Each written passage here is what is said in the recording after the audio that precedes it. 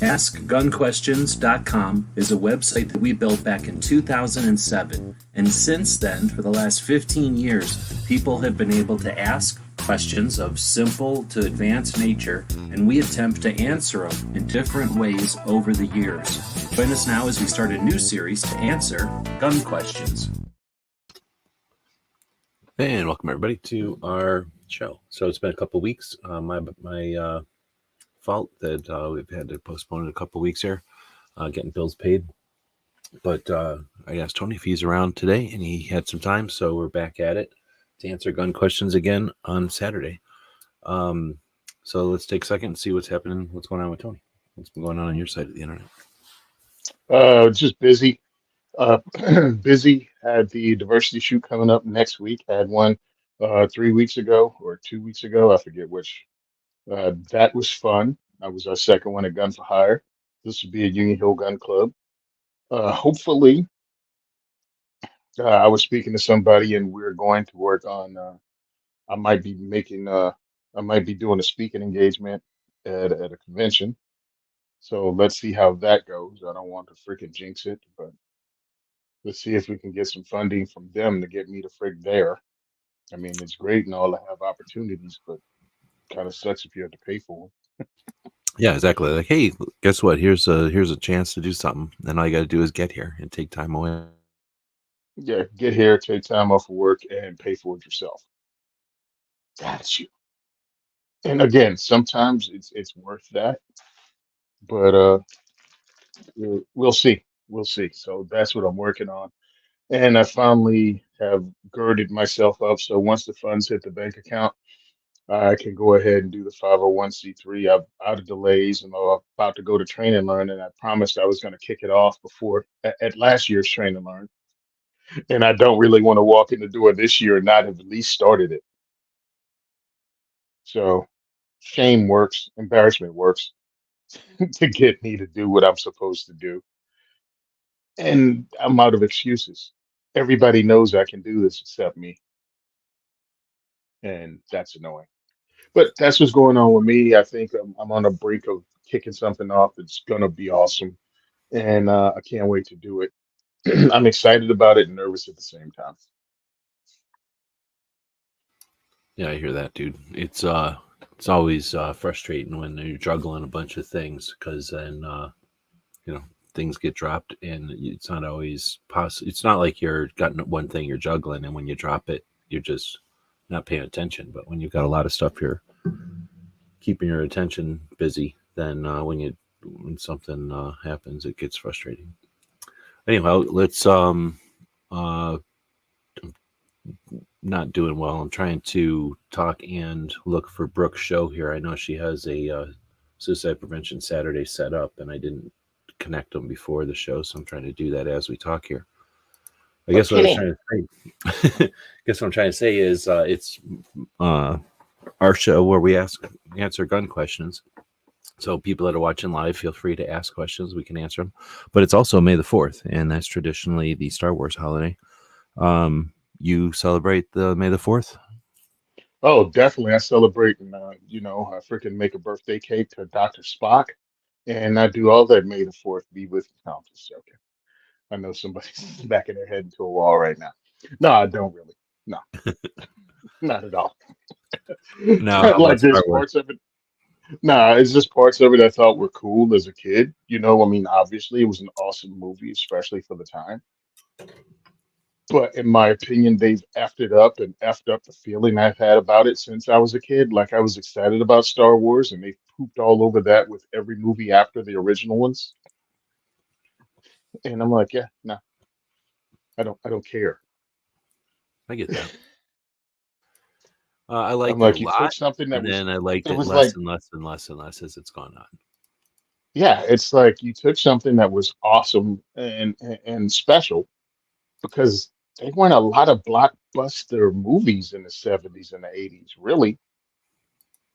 Not for real, Not not that across way. all. Not that, yeah, exactly. That appealed to everybody. You have a blockbuster for this sector or that segment or whatever, like this hmm interest group or whatever. But yeah, something that was so widespread, and then across the country or the world too.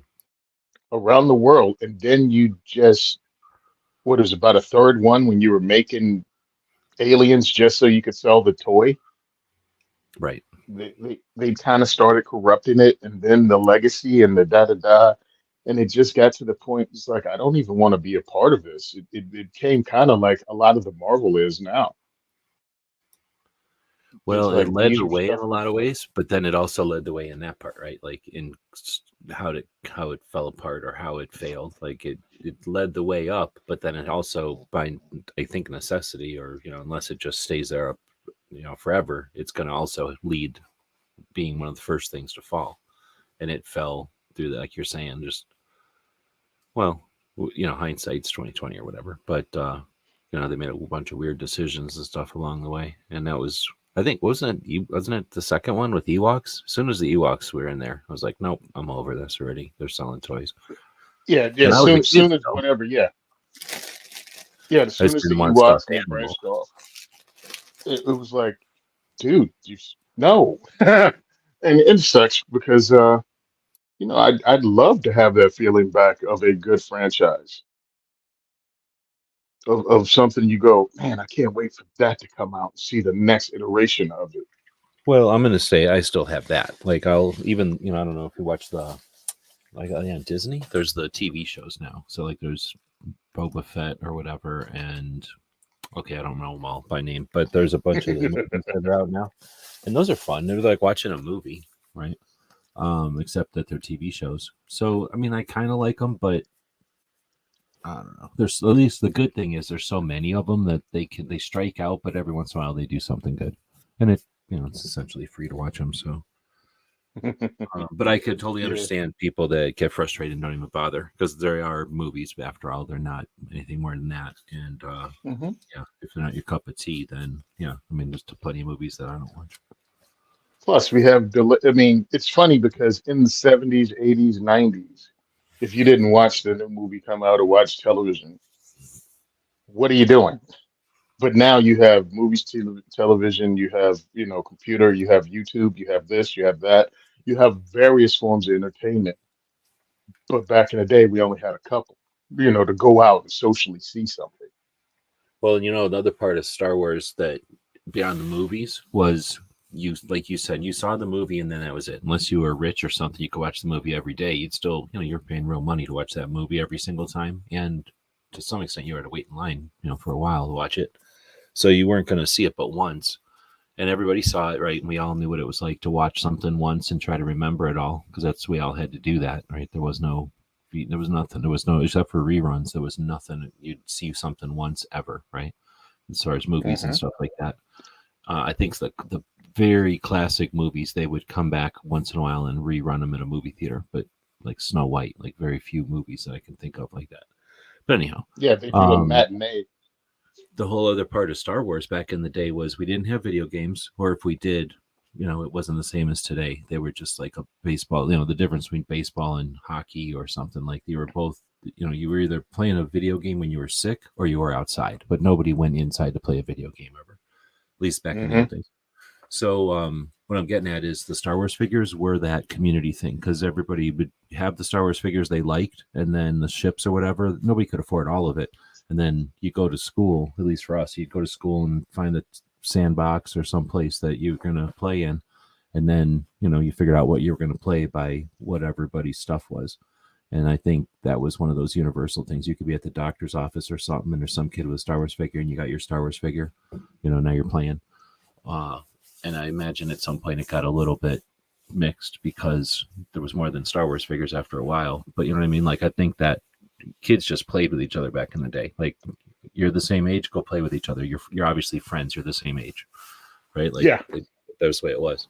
So those let you do that without you weren't going to bring like a baseball everywhere. And if you did, you couldn't play with a baseball everywhere. You couldn't play sports or anything. So you could play with those kind of toys. And they were pretty cool compared to the toys our parents and grandparents had. They had like wood and metal things. We had these cool painted Look, a wood. hobby horse. Yeah.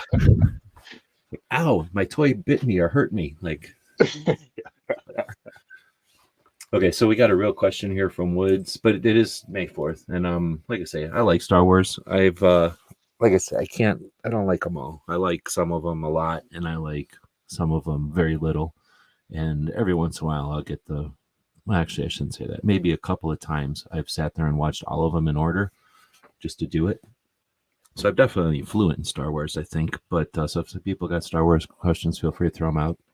Otherwise, here's a real question from Woods. Gun question. Why did 10 gauge fall out of favor? Why 12 and not 10? I think I've heard this before. Have you heard the stories before? Or have you, Of the why? yeah, why it went to got the hiccups. Why it No, went to 12 and not to 10? I have no idea. As an NRA certified instructor, they never told me this one. I mean, I have a feeling about human nature and the fact that I've shot 10 gauges and 12 gauges. But why? 10 does kick a bit more. I don't remember off the top of my head, but I do feel like I've heard that story before. And I think it was, I've been doing a lot of live chats over the years. I'm pretty sure we were in a live chat and it came up, and then I don't may know if I researched it, but I think somebody did and then brought up a video, and I think we kind of a bunch of people watched a video and we're all like, wow. okay. So it had something to do with birds, and it had something to do with the whole point where these things come from is like that's 12 whatever bullets or 12 shot in a pound or something. Like it has to do with that, and it had something to do with like it was just easier to carry, or it was easier to count or something. Like 10 was awkward and 8 was awkward, but 12, or what is it, 14 and 10 were both awkward, but 12 was it was easier to do dozens of, or it was easier to do tens of or something. But I just looked at the different load, the different recoil, the weight of the firearm. I mean, there's a significant difference between the 10 and the 12. As far as like it has to have more metal in order to hold the power of the 10. Yeah.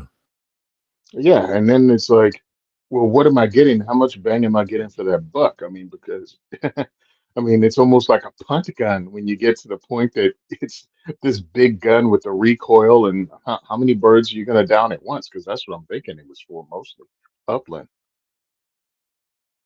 birds or waterfowl, whatever. I'm just assuming it was because of the size and the recoil. Like 10 millimeter died out relatively quickly because, well, how powerful does it have to be to do the job? And if it's too powerful, people won't use it. People won't buy it. People won't practice with it. That's the thing, how heavy it is just to lug around and exist, and then how much abuse it gives you just practicing or even using it at all. Like even if it, like turkey loads, 3.5-inch loads out of a shotgun, even if you're hunting, you don't want to shoot that. Like you got to think twice if you really want to eat turkey that bad. Like that thing kicks. And 10 gauge is the same way, right? Like it's really, you're getting hit by that thing. Well, that was one of the tests my partner came up with, which was hilarious. Of course, we thought it was hilarious. As instructors, we'd instruct the class and we'd bring 12 gauges if someone didn't have one, and they'd shoot the NRA qualifications. We'd go all through the class. We'd tell them how to hold a shotgun, get behind it, solid cheek well, solid shoulder, get your face on it, follow through. And then at the end, after they were shooting, it was going, this is to find out if you're cheating and not listening to us. We're going to toss a clay and you're going to shoot this 10 gauge single shot H&R. And there should be no difference in how you handle this unless you're not doing what we tell you. And we'd walk them through it again. And the people that didn't listen had that 10 gauge wallop them. And we're like, we're not joking. You can fake it with a 12 gauge when you're shooting birdshot at clays, but you can't fake it with a 10 gauge when you're shooting birdshot at clays. I made them pay attention. We did it with guys, though. We didn't do it with ladies because whatever. Guys will appreciate it, especially when they look at a single shot to a 10 gauge. It looks like the Holland Tunnel. I think then too, I would have said, how much I say this? I think there's a bigger question, or for me, it's a bigger question. Why 12 instead of 14, for example? And 10, you're right. Like it's abusive, but 14 isn't that much different than 12. And I mean, technically it's not that. Is it 16 I'm thinking of? Whatever the intermediate was, and we don't really use that much at all. Yeah, between 20 and 12, sorry, 16 gauge. Why that one didn't get picked.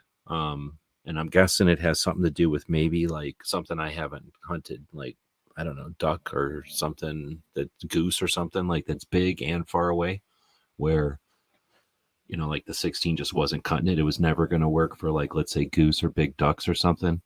And maybe even just squirrels through trees, like you can pretty much with a 12 gauge, you can do damage to a squirrel where you're not going to eat it, but you can get a squirrel, like, up in a tree or whatever, at least in my experience, where, with a 16, maybe it was just too frustrating for people. Like they're not able to reach far enough or get big enough critters that, it's not an all around gun anymore. Now it's just like a 22. It's good for some things, because the I mean, 20s, you don't really see people hunting ducks, or I guess turkeys. I was going to say turkeys, but I don't really know, but I'm assuming ducks. People don't shoot them with 20s.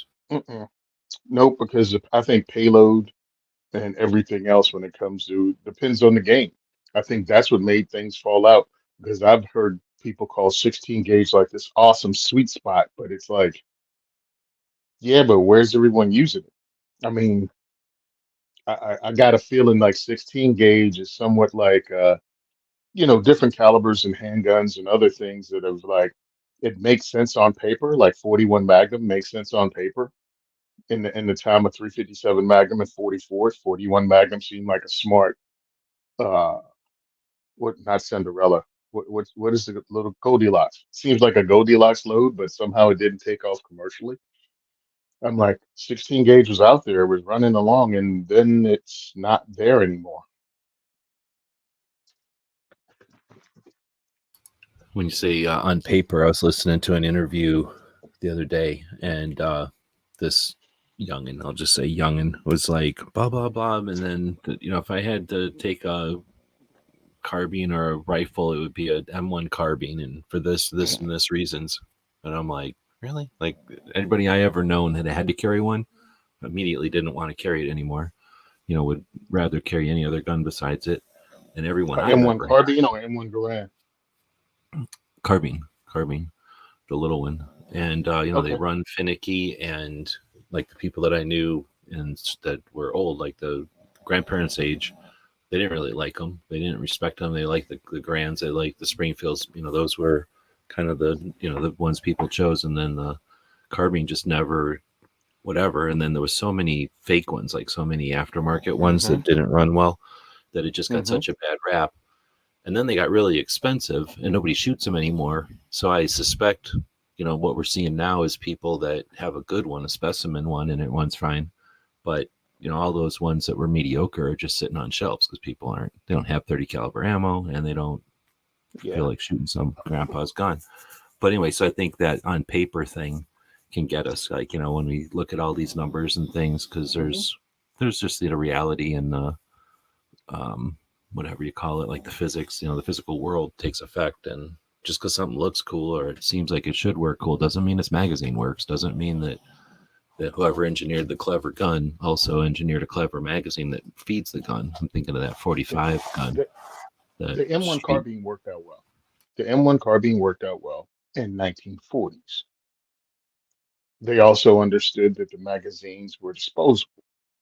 So I was listening to Ken Hackathorn talk about it because he, has the M1s and he loves them or loved them. And he was like, yeah, when you got the ammo for these, it come preloaded in the mags already. So it's not even like you loaded up mags like you do with an AR. You know what I mean? Or even an M16 with the stripper clips and you load up your mags. You got brand new mags every time you got a shipment of ammo. So they didn't have the magazine problems because the mags were new. The guns were new. But their idea of reliability was different than our idea of reliability today. That's Our a good point. idea of reliability today is 100%. It wasn't back then.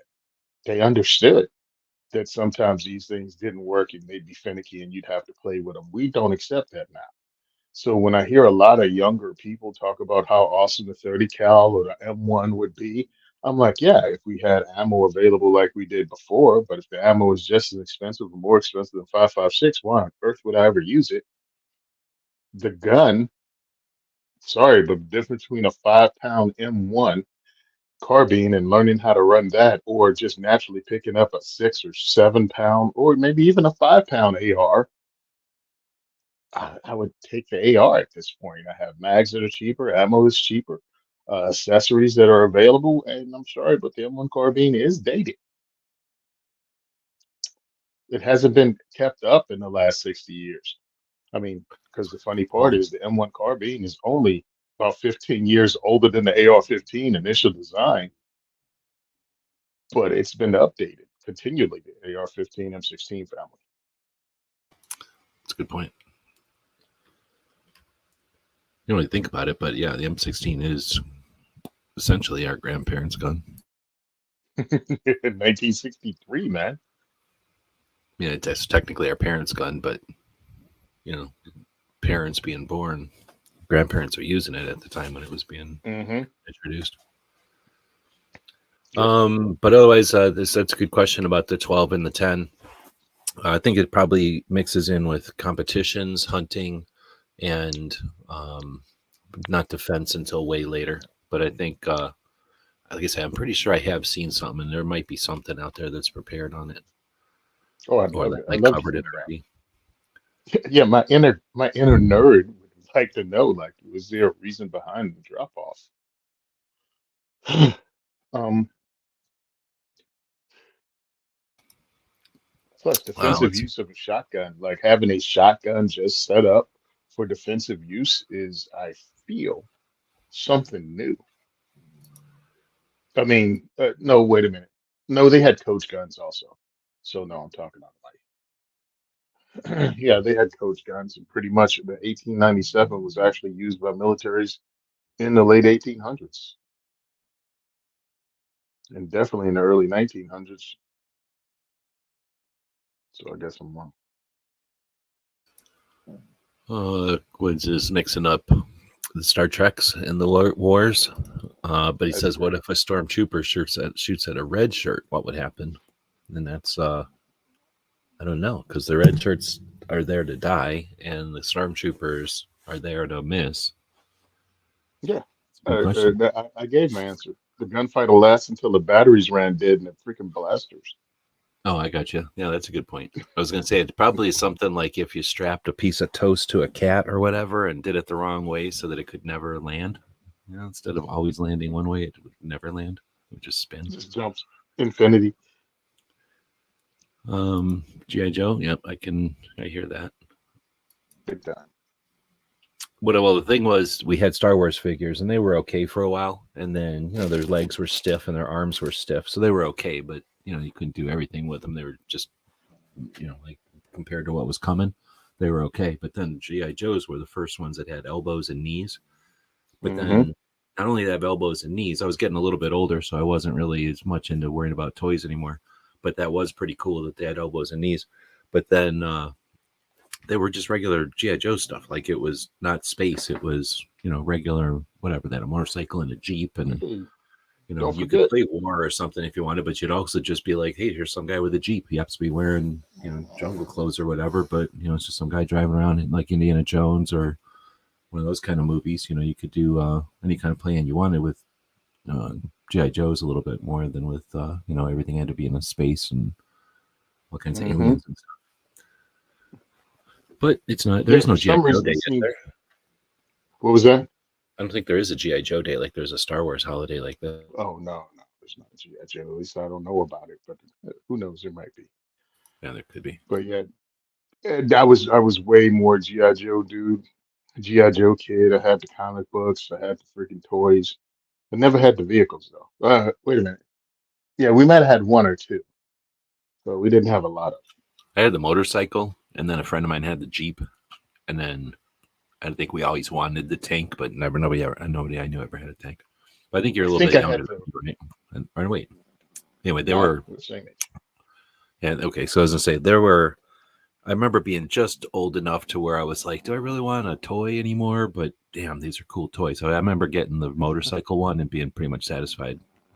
Okay, I'm done. I've got one. Yeah, the motorcycle with the Gatling gun on the side, right? The rock and roll was on. Yeah, I remember that. Yeah, exactly. Oh, I love these things, dude. They were a lot of fun, and everybody always wanted the aircraft carrier, but I knew There was no way in hell my mom was going to buy that thing. Oh, no way. I mean, that was the kind of thing that you'd see at the mall, and then Yeah, maybe some rich kid had it somewhere, but I think those were just for the yeah, stores.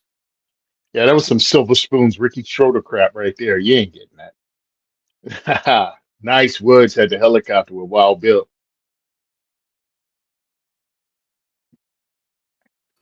Yeah, and now I'm thinking about it, though, and then there was the airplane too, and then I think some of the Hmm. Cobra stuff was kind of dumb, but I liked the Cobra bad guys, the dudes look at Yeah. different from stormtroopers or whatever. Okay, so he's saying I have a 16 bolt action 16 for deer, and that's where I think a lot of people do the 16 with slugs for whatever, deers and that kind of Hmm. thing. That's cool. Right, and then oh no, here's a question from earlier. So if anybody else has questions, feel free to ask them. It's what we're here for. We do have a database. I'll go look at it here at some point. I haven't even opened it yet, but when people ask questions to the website, it just goes into a spreadsheet. I'll go look at that. Excuse me, but Woods has real questions here. So this one is a new question. I have students write about 2064. So 40 years from now, what advanced guns will they have by then? Advanced guns? I don't think they'll have any advanced guns by then, unless there's something that comes along. Because 40 years ago, we have exactly what 100 years ago, we have exactly what we have now.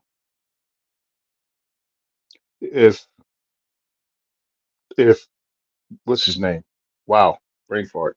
John Browning walked into a gun shop today. It's not like he'd be blown away by the operating systems of anything there. He'd be like, "Where's my effing check?" It's like all these people owe me money. Um, I don't think unless something else comes along as a propellant or somehow there's lasers or something else like plasma guns become something. I think everything we see will be recognizable. I think we'll have optics change up and electronics around the firearm change up. But unless something changes, I'm still thinking there's going to be lead, brass, and gunpowder and a recoil operating system.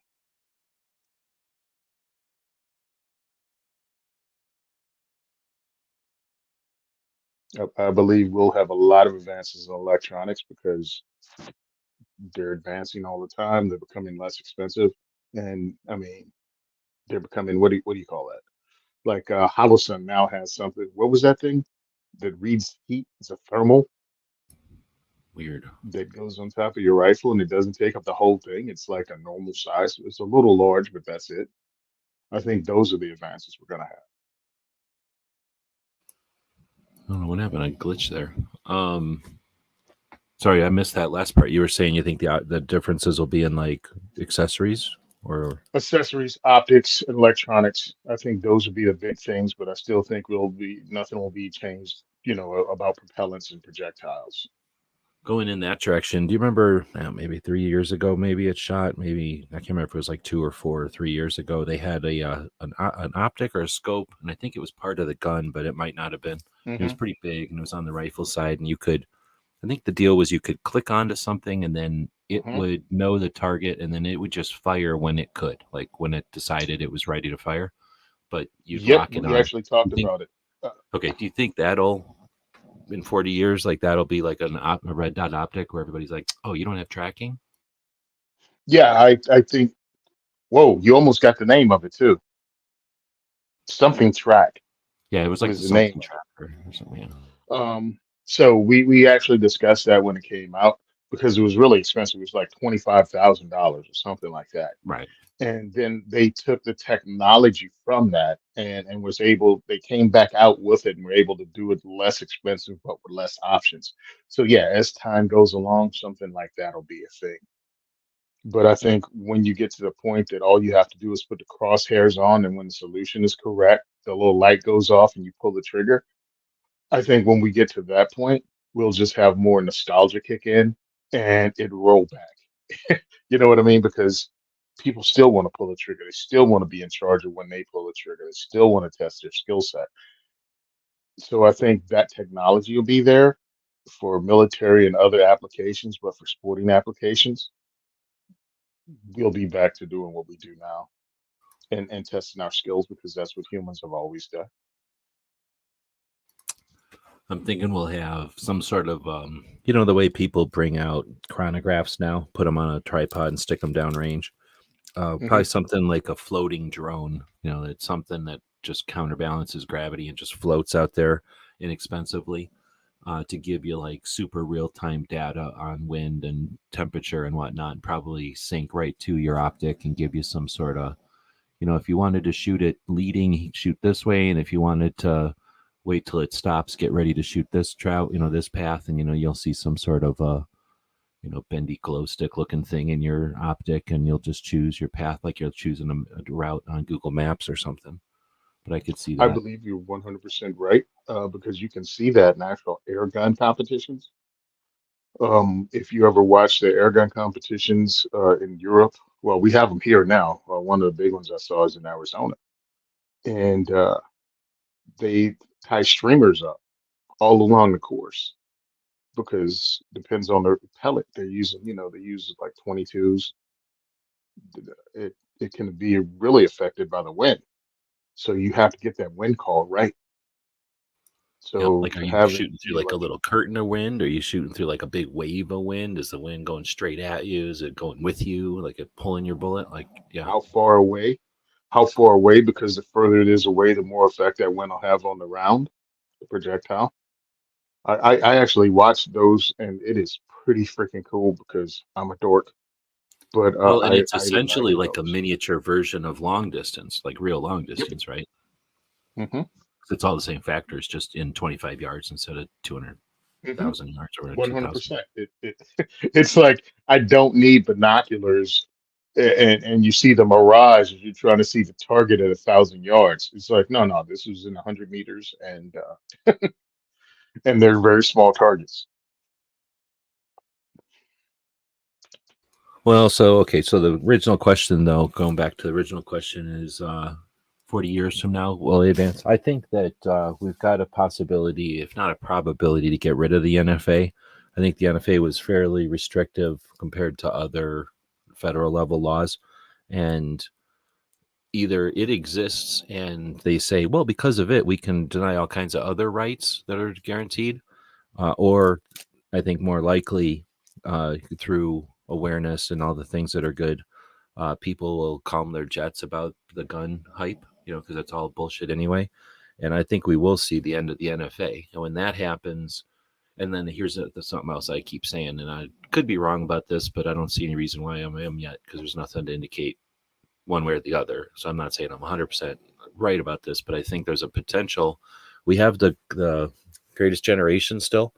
Wait, yeah, the great, isn't it the great? No, is it the whatever on the baby boomers? We have the baby boomers aging out, and as they age out, they're going to want stuff just like they've always wanted stuff since they've been born, and they're going to want their rights. And as soon as they think, with all, especially with all the 3D stuff now, but when they hear of or think of, oh, I don't know, something like that 22, the ounce, the one that holds the 10 rounds kind of perpendicular, and then it drops in, like that was a completely unique gun made in Hmm. Oregon, right? Or Washington State. And then the Altor, everybody hates the Altor, but that's an amazing concept of changing a gun so that it's not scary to people who are adverse to it, but still giving them the confidence and the deterrence. So as we see things like those, think of the Chicago style pistol, that round thing that held Hmm. bullets like in a pinwheel, and you would squeeze it like a staple gun, and it would a barrel would protrude between your fingers. But think of like a Hmm. brass knuckles or something. So I think as old people with all kinds of issues with their muscles and their grip strength and their dexterity and everything else, I think that they're going to want options, and then 3D printing is going to offer those options either themselves in their own little workshops. They're going to go, you know what, my hand is shaped like this and I want something like this. So the same way that a SIG has an internal, what's that thing called, like the internal piece that is the serialized part, FCU. that, yeah, the fire control unit, and then you Hmm. wrap, a small grip, a big grip, a grip for your grip angle or whatever.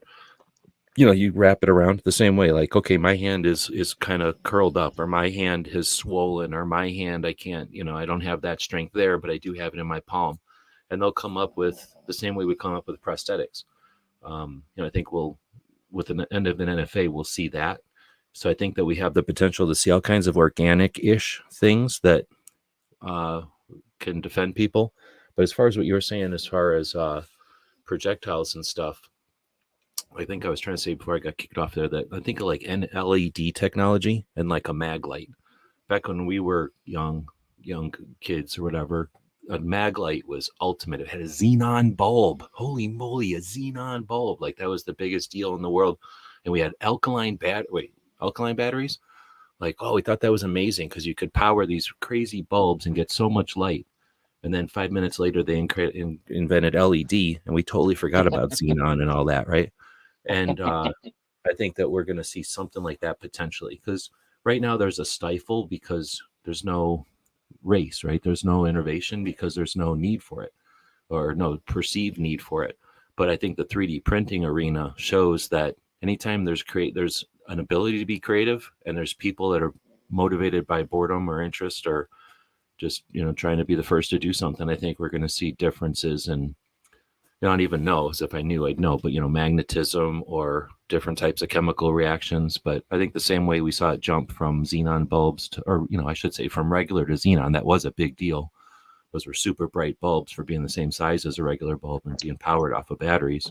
But then to LED was like magic. That was like UFOs and stuff. So I think, the same way from like buckles to Velcro, that's amazing. And there's like, I live in a world of Velcro. My grandpa never heard of Velcro. It's like alien tech to him, Like, can you imagine having to do everything with leather buckles your whole life? Okay, I'll shut up. We'll be here 40 years from now. We'll do the show and we'll find out who's right. But right now, yeah, I'm just seeing the advancement in accessories. Uh, but yes, I believe you're 100% right. I still think we'll still be using the same cartridge and powder burning things, but it may be, especially with the death of the NFA, that people will be able to produce these things at home, almost like almost like the machine in Star Trek. You'll synthesize your gun, the options you want. You'll download it online just like you do with Gun Builder, and you could probably build the basic thing you want. You might pay for it or however the heck that goes, but boom, it's yours. You have it. Now let's go get some ammo for it and buy some accessories for it. Get busy with it. I mean, we've seen it. We've seen a lot of this stuff. What was the name of the company? Was it CT? Was it Crimson Trace that came up with Bluetooth flashlights for their freaking AR? Weapons mounted lights. They had Bluetooth for them. They killed it rather quickly. It died rather quickly. But yeah, they had Bluetooth. Oh no, you mean because the battery? No, it wasn't Bluetooth power. It was just a Bluetooth switch. You mean? It was a Bluetooth switch, so you didn't have to have any wire control. Yeah, because the AR, the thing is way up there, and your thing's way back here, and you don't want to have to string a wire all that way. The wire, and then you had to tape it down or zip tie it to your gun, and it looked like crap, and it would hang up on stuff if you actually were running it in classes or in real life. So, I mean, that's where I see it goes. I'm seeing we still have an AR-15 40 years from now because we had it 40 years ago, and it's not unrecognizable. Well, I think that is a whole nother topic, or at least it runs into another topic. And would the AR-15 was modular, and if 3D printers and the technology of making machines like mills and end mills and things smaller would have never happened, would we have been at the mercy of whatever the companies would have said military contracts needed or something? Because that's sort of what we were at the mercy of for a long time there. But then after World War II, you had in every realm, like from hunting rifles to pistols to ammunition to reloading to like literally every realm, you had hobbyists and specific interests go off and do their own thing and say, I'm not satisfied with the general gun. I wanted to do this or that or the other thing. And then we have all these things. But then this modular gun is standing there, and everybody hated it for a long time. Everybody forgets that from 1950 until 1990. 2004, 2007 or something. Then everybody was like, "Oh yeah, you know what? We like AR-15s now." Yeah, you were a weirdo in 1990 if you owned an AR, or if you, and especially if you did anything to it. You could own an AR because of some reason. Like, I want an H bar because I like to shoot long distance on this team, or I like to drill or something, or I want to be in the military, so I want one that's close to it. But yeah, nobody was playing with them or doing anything. Nobody did anything with any of their guns. You might, I mean, think about it. Like, what did you do with any of your guns back in the day? Nothing. You polished them, you cleaned them, and then maybe you wrote something like "Congratulations" on your retirement or something like that on a gun. But you do that, congratulations, and that's it.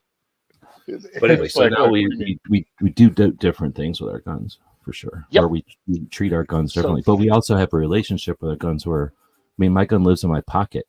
So I got a relationship with this stupid gun that, you know, I like it. It's an okay gun and everything. But it's not my favorite gun, but I have a separate relationship with it because it's in my pocket every single day. Where that I could have never done that growing up. Nobody except for cops had that kind of relationship with an item. well, a couple of things changed though after World War II, and I think and it happened after World War One.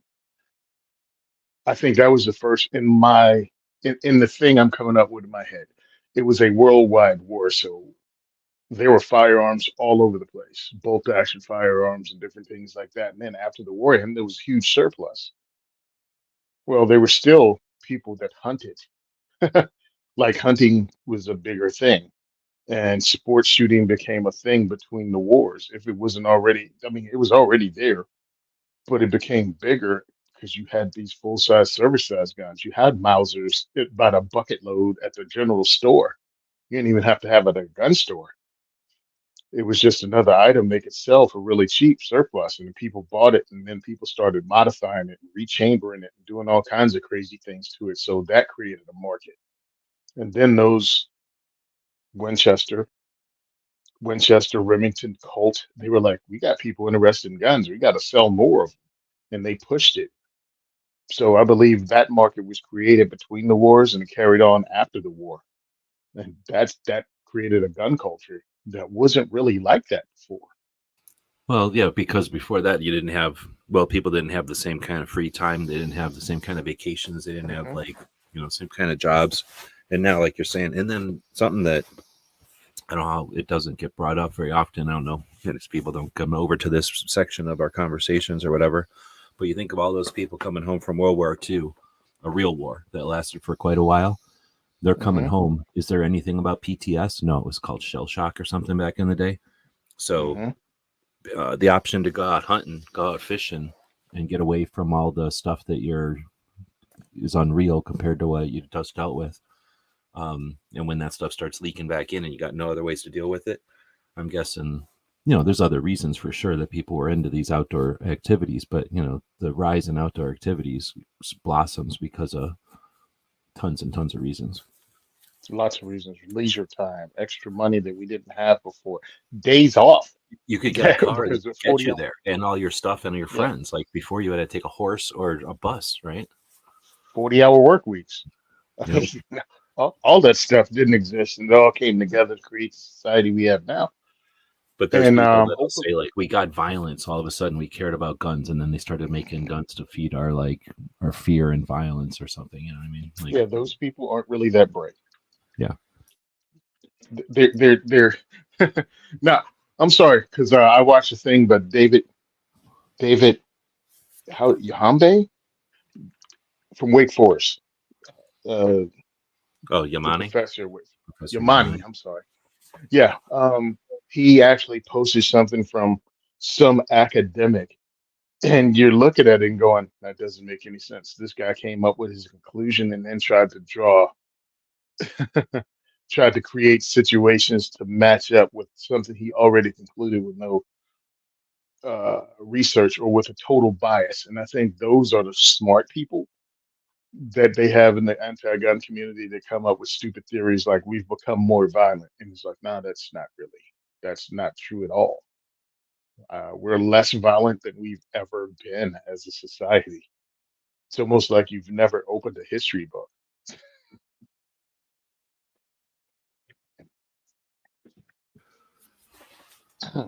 All right, so that was a pretty good time on that one, but I think that's an interesting topic, and I've definitely had conversations about that. I think we've had them in here before even, but be more than happy to address those again because things change, with every year that goes by, the 3D printing stuff is more and more of a thing. You know, it was a blip at first, and that first Liberator or whatever was kind of like, yeah, whatever. But now, if you watch what people are doing, the Makers Match just happened.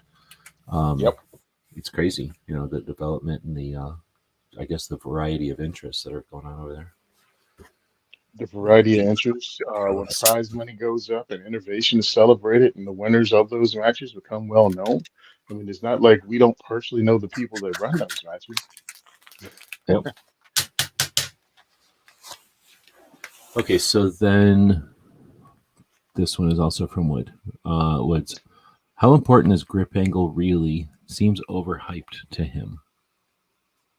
You probably deal with this more than, I mean, I've been around a bunch of people that are shooting, but you get around a lot more people that are new or whatever. Have you ever, well, I'll let you answer, but let me ask a question. Have you ever had a new shooter ever go, this seems so awkward? Like, you know, not, I'm sure they didn't say grip angle, but like, you know, meaning the grip angle was so awkward to them that they couldn't shoot the gun? Or is that just something made up to make my gun look different than your gun?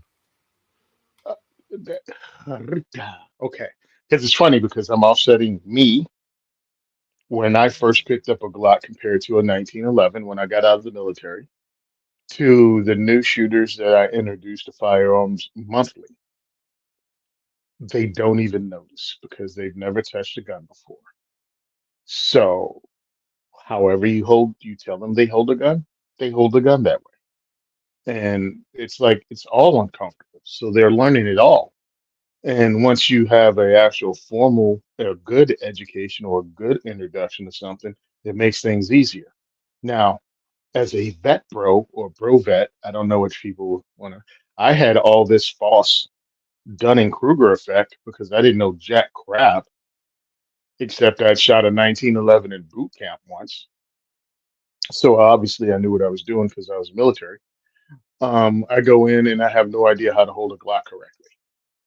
And it feels weird and it feels stupid. So yeah, a grip angle meant something to me, but it's because I didn't know anything else.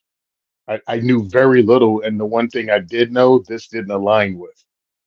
So I think that's a lot of the people that are clapping about grip angle is they know one thing, and if it's not like that one thing, it's wrong and it's a problem. Meanwhile, you can introduce a new shooter or someone that grew up with various firearms, and they're like, "Yeah, this is how you hold a Glock. This is how you hold a 1911. This is how you shoot a Luger," and it's just no big deal. You fire guns differently. I listen to a lot of these guys talk about they don't like the SKS because it's really hard to work it. And I'm like, no, no, it's really easy. And peasants have done it all across the globe who can't even read. What's your problem, Chief? Well, you had an Under stress AR-15. successfully, too. Yeah. And it's like because you got trained on an AR when you were in the military, and that's all you ever shot. But that's enough to get you YouTube geek points, and you bought a Daniel Defense, and that's all you know how to shoot badly. But you spent the money on the good thing when you should have taken that money and taken a class. Nothing wrong with getting the DD because I'm not one of those people that says, "Oh, save your money, get a Palmetto State, and then take $800 in classes." No, buy whatever you want. That's best whatever you can get, but take a class and learn some more. Because once you start taking classes, you'll learn how much you don't know, and I think that's what that grip angle thing is. A lot of people that know a little bit, and then just saying stuff isn't right because it doesn't feel comfortable. Well, you've been shooting for 5 minutes. I think there's I don't know the names of the guitars or whatever, but I'm just gonna say, there's something here with like guitars, let's say.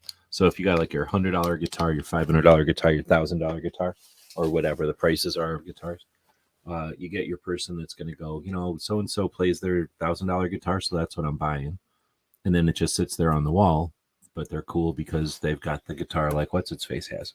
But then you get the person who buys the whatever I said the first one, $200 guitar or whatever, and then $200 worth of lessons, and then they get to where they can play a guitar, and then they figure out why a guitar looks like that or why it looks like that and what the difference is. I don't know what the difference are, but plays differently, or you feel it, I don't know, whatever the differences are.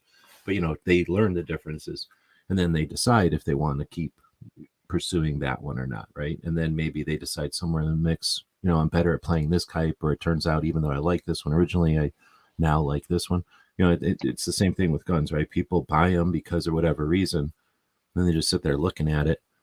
And you can do that all you want. There's no law that says you can't. And I don't fall for the bullshit that you can't use it successfully. Tons of people have never thought about training, even knew there was such a thing as training successfully used a gun. People that didn't even want a gun picked up a gun and successfully used a gun. It's a pretty simple tool to use. But just like a hammer or a guitar, you can pick it up and make noise. It doesn't mean you can pick it up and play it. So, picking it up and stopping someone from killing you is not picking it up and shooting accurately, or picking it up and having confidence with it, or picking it up and being able to shoot something accurately. And all those are tasks that not everybody wants, but they're there for you if you want them. And I don't know, I'm just trying to say that I don't think there's a right or wrong, I guess. I 100% agree with you. I get frustrated with the gatekeeping by our own community sometimes over that. Well, you should get training. Yes, and I should also eat balanced breakfast. I mean, yeah, great. I should do that, but it's not necessary to exercise your right. So, yeah, grip angle, I've seen people make a big deal about it. Also, the whole bore axis thing, high bore axis, low bore axis. Because, SIGs recoil a lot because they have such a high bore axis, but CZs don't because they have a low bore axis.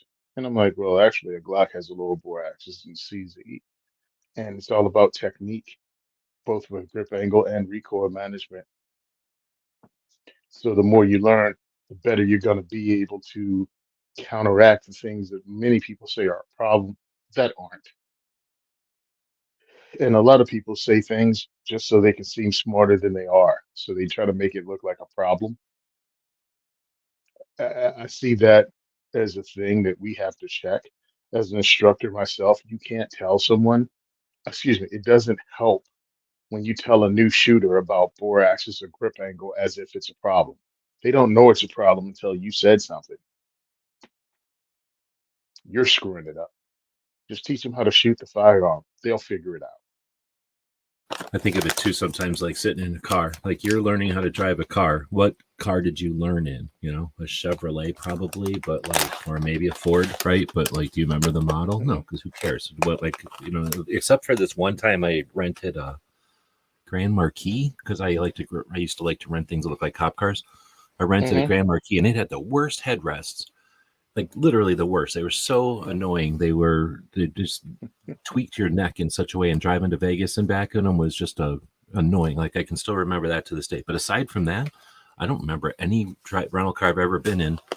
And it's not because I can adjust the seat. It's just because I could care less about the seat. But if you wanted to be picky, you could go, oh, I don't like the angle of the seat on this one, or I don't like the proportion to the seat to the floor. All the different ways you can get mad about a seat in a car, or the angle of the dashboard, or the distance to the heater or the radio or something. But really, we all can just get in a car and drive it. And I feel like up until somebody decided grip angle was a thing because they hated Glocks, and it was all because Glock said we made it the perfect grip angle. If they would have never said that, we probably wouldn't even be talking about grip angle, except for it's like the distance between the bottom of the trigger guard and the magazine well. Nobody cares about that. But if Glock came out and said we have the perfect distance between the magazine well and the trigger guard, everybody would freak out about whatever that distance is called, right? The grip length or whatever. Yep. Hold on. What was this thing? I was trying to think of the one rental car that I like. It was huge. I think it was an Olds. That was one of the things I liked, and I actually looked it up at one time to see how much like a new one would cost. I mean, not a new one, but one of the ones from back in the day it cost, and it was just too much. It was just too much for a car that age. You ever seen a place that rents like customized cars from the 80s or something, be able to rent an El Camino or a Cadillac or something instead of boring? No, I mean I heard of a company called Toro that they have higher end cars, which I wouldn't want to rent a higher end car. What in the hell? As I say, I've only seen like the what do they call those things? Supercars and like Lamborghinis and crap, Yeah, like in Vegas. I don't. I mean, it'd be neat, yeah, I guess, if I was into them. I'm not, but I yeah. think it'd be cool if I could rent like a cool El Camino or just like a cool lowered truck or something, just to have for a couple of days and not have to ever worry about having that car again. Like get whatever itch out of there. Yeah, like that would be cool. But yeah, I wouldn't want to freaking have, a higher end whatever the hell. I'm like, why do I want to get carjacked out of a rental car on vacation in Vegas? Hey, I they never ain't thought gonna about send that. nothing like, That probably happens. hmm just snatched right out of the car. You were happy for 5 whole minutes until you rounded the corner. No thanks. But yeah, I forgot what the name of that thing was, man. It was a land yacht. It was freaking huge. It was way too old of a car for me to be in it. Oh, the old person car. And I remember driving it. I rented it on base, and I drove. I think I was driving either Jersey or Virginia, and we got in Wake, Raleigh, Durham area, and they just had a sudden downpour, like you couldn't see in front of you. And I got rear-ended by like a '71 Toyota Corolla, and it just ripped the whole front of the guy's car off. Like headlights popped out, grill popped off, bumper fell off, and all it did was leave a mark about the size of a pencil eraser on my back bumper. I jump out of the car really ticked off. Like I didn't yell, I didn't scream. I'm just like, dude. And the guy was like, "Don't hit me, man. Don't hit me." He was like a hippie. He was like, "Everything's okay." And he just picked up the pieces of his car, threw in the trunk, and drove off. And I was just left standing there and I drove off too. But it was a really cool car. I can't remember what it was. It was a rental car from Enterprise back in the early 90s. I had a old Impala. Woods just saying the Delta 88. Mm-mm, I thought Delta 88s not were Grandma. two door. Yeah, Grandma I Key. had a 4-door Impala that was pretty awesome. It was huge. Uh, Back when gas was cheap enough that I could, justify whatever. It probably got 12 miles to the gallon or something.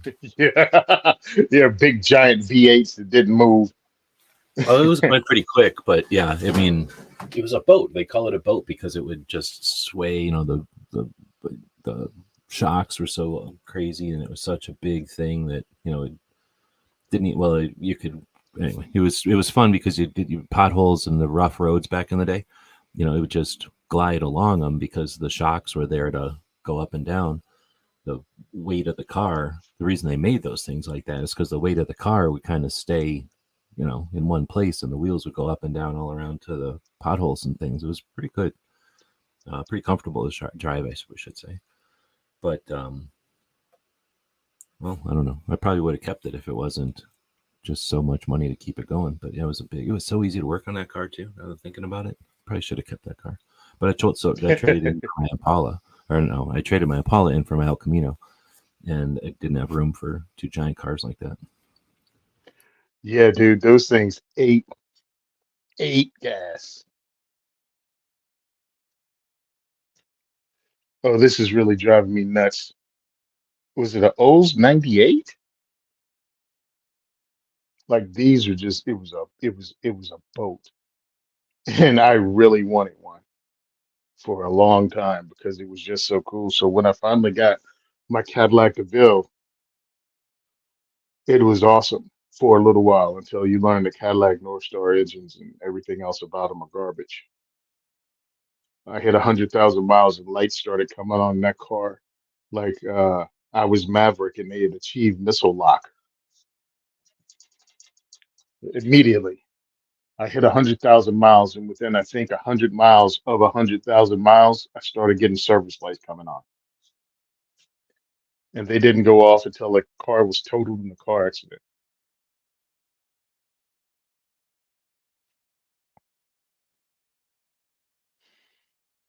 Trying to figure out what these guys are talking about out there.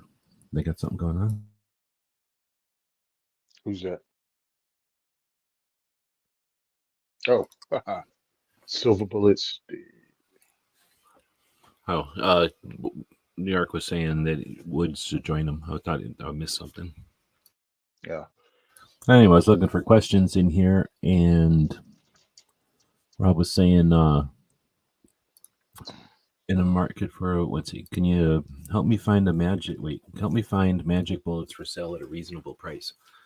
So, if there was such a thing, is there such a thing as a magic bullet? And if you had to choose a bullet to be a magic bullet, what would it be? Hmm. All right, as far as magic bullets goes, yeah, there've been tons of magic bullets according to the media and the press that receives them. What was it? Black Talons were a magic bullet. You know what I mean? Talking they exaggerated the effectiveness of it. 357, 125 grain semi jacketed were magic bullets too. 98% stopping power from a handgun. Yeah, okay. Um, if they were magic bullets, hmm, I don't know. I think in the realm of reality, we've been sold magic bullets before. Remember RIP rip ammo? It's supposed to be really Oh, yeah. effective. Blazer. Oh, the air marshals use it so they don't puncture the plane. These puts you down in a second because of the giant wound cavity. So we've dealt with that before. But real magic bullets, hmm, nah. Bunch of cool bullets out there, a bunch of cool cartridges that may not see a bunch of sale.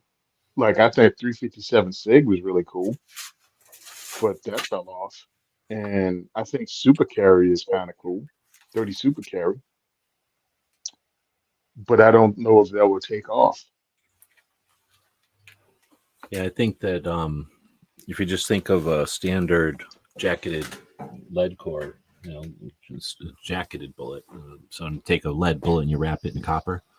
That's pretty Hmm. good. I mean, the ball ammo essentially. That works pretty darn good. And then you cut a hole in the top of it and you make it a hollow point. And so that's if there Fortunately. was a magic one, I'd say just doing the jacketed. Whenever we got the jacketed bullets, keeps your barrel from getting all clogged up, keeps the projectile from losing a bunch of mass. An unknown amount of mass every time you shoot. So it's just seems makes more sense or whatever. But I would say probably a hollow point. Just in general, the concept of a hollow point being able to make it more effective for stopping power in a mammal or a critter when you're hunting, for defense or for hunting, and then also at the same time, just inherently lessening, not removing, but lessening its what do you call like its over penetration or whatever, its Hmm. potential to do unexpected damage is pretty cool, and it's not perfect for sure. Like you say, there is no such thing yet, but I would say just modern concept of and then you get to the point where is it just federal that does the bonded core, where they do some kind of a process and they're not too they're bonded in a way that they're like They welded don't together. separate, Yeah, so that they chemically. stay as a unit where typically that lead core or the lead core copper um, jacket will separate because they have no, they're just inside of each other. One's inside the other, like a cup and water. They have no tendency to stay together. But when they bond them, that can become pretty effective. I just have no idea if anyone's ever done overpenetration tests on bonded because it's only really one or two brands that do that, or one company that makes one or two models or brands or whatever that do it. So I don't know if it's a big enough player to do it, but and that's They've kind of done it. I the mean, answer because it's just sort of like saying all modern ammunition is the magic bullet, which is essentially what I just said. well, it's funny because reading historical fiction from gun people, you know what I mean, that understand firearms and how firearms work.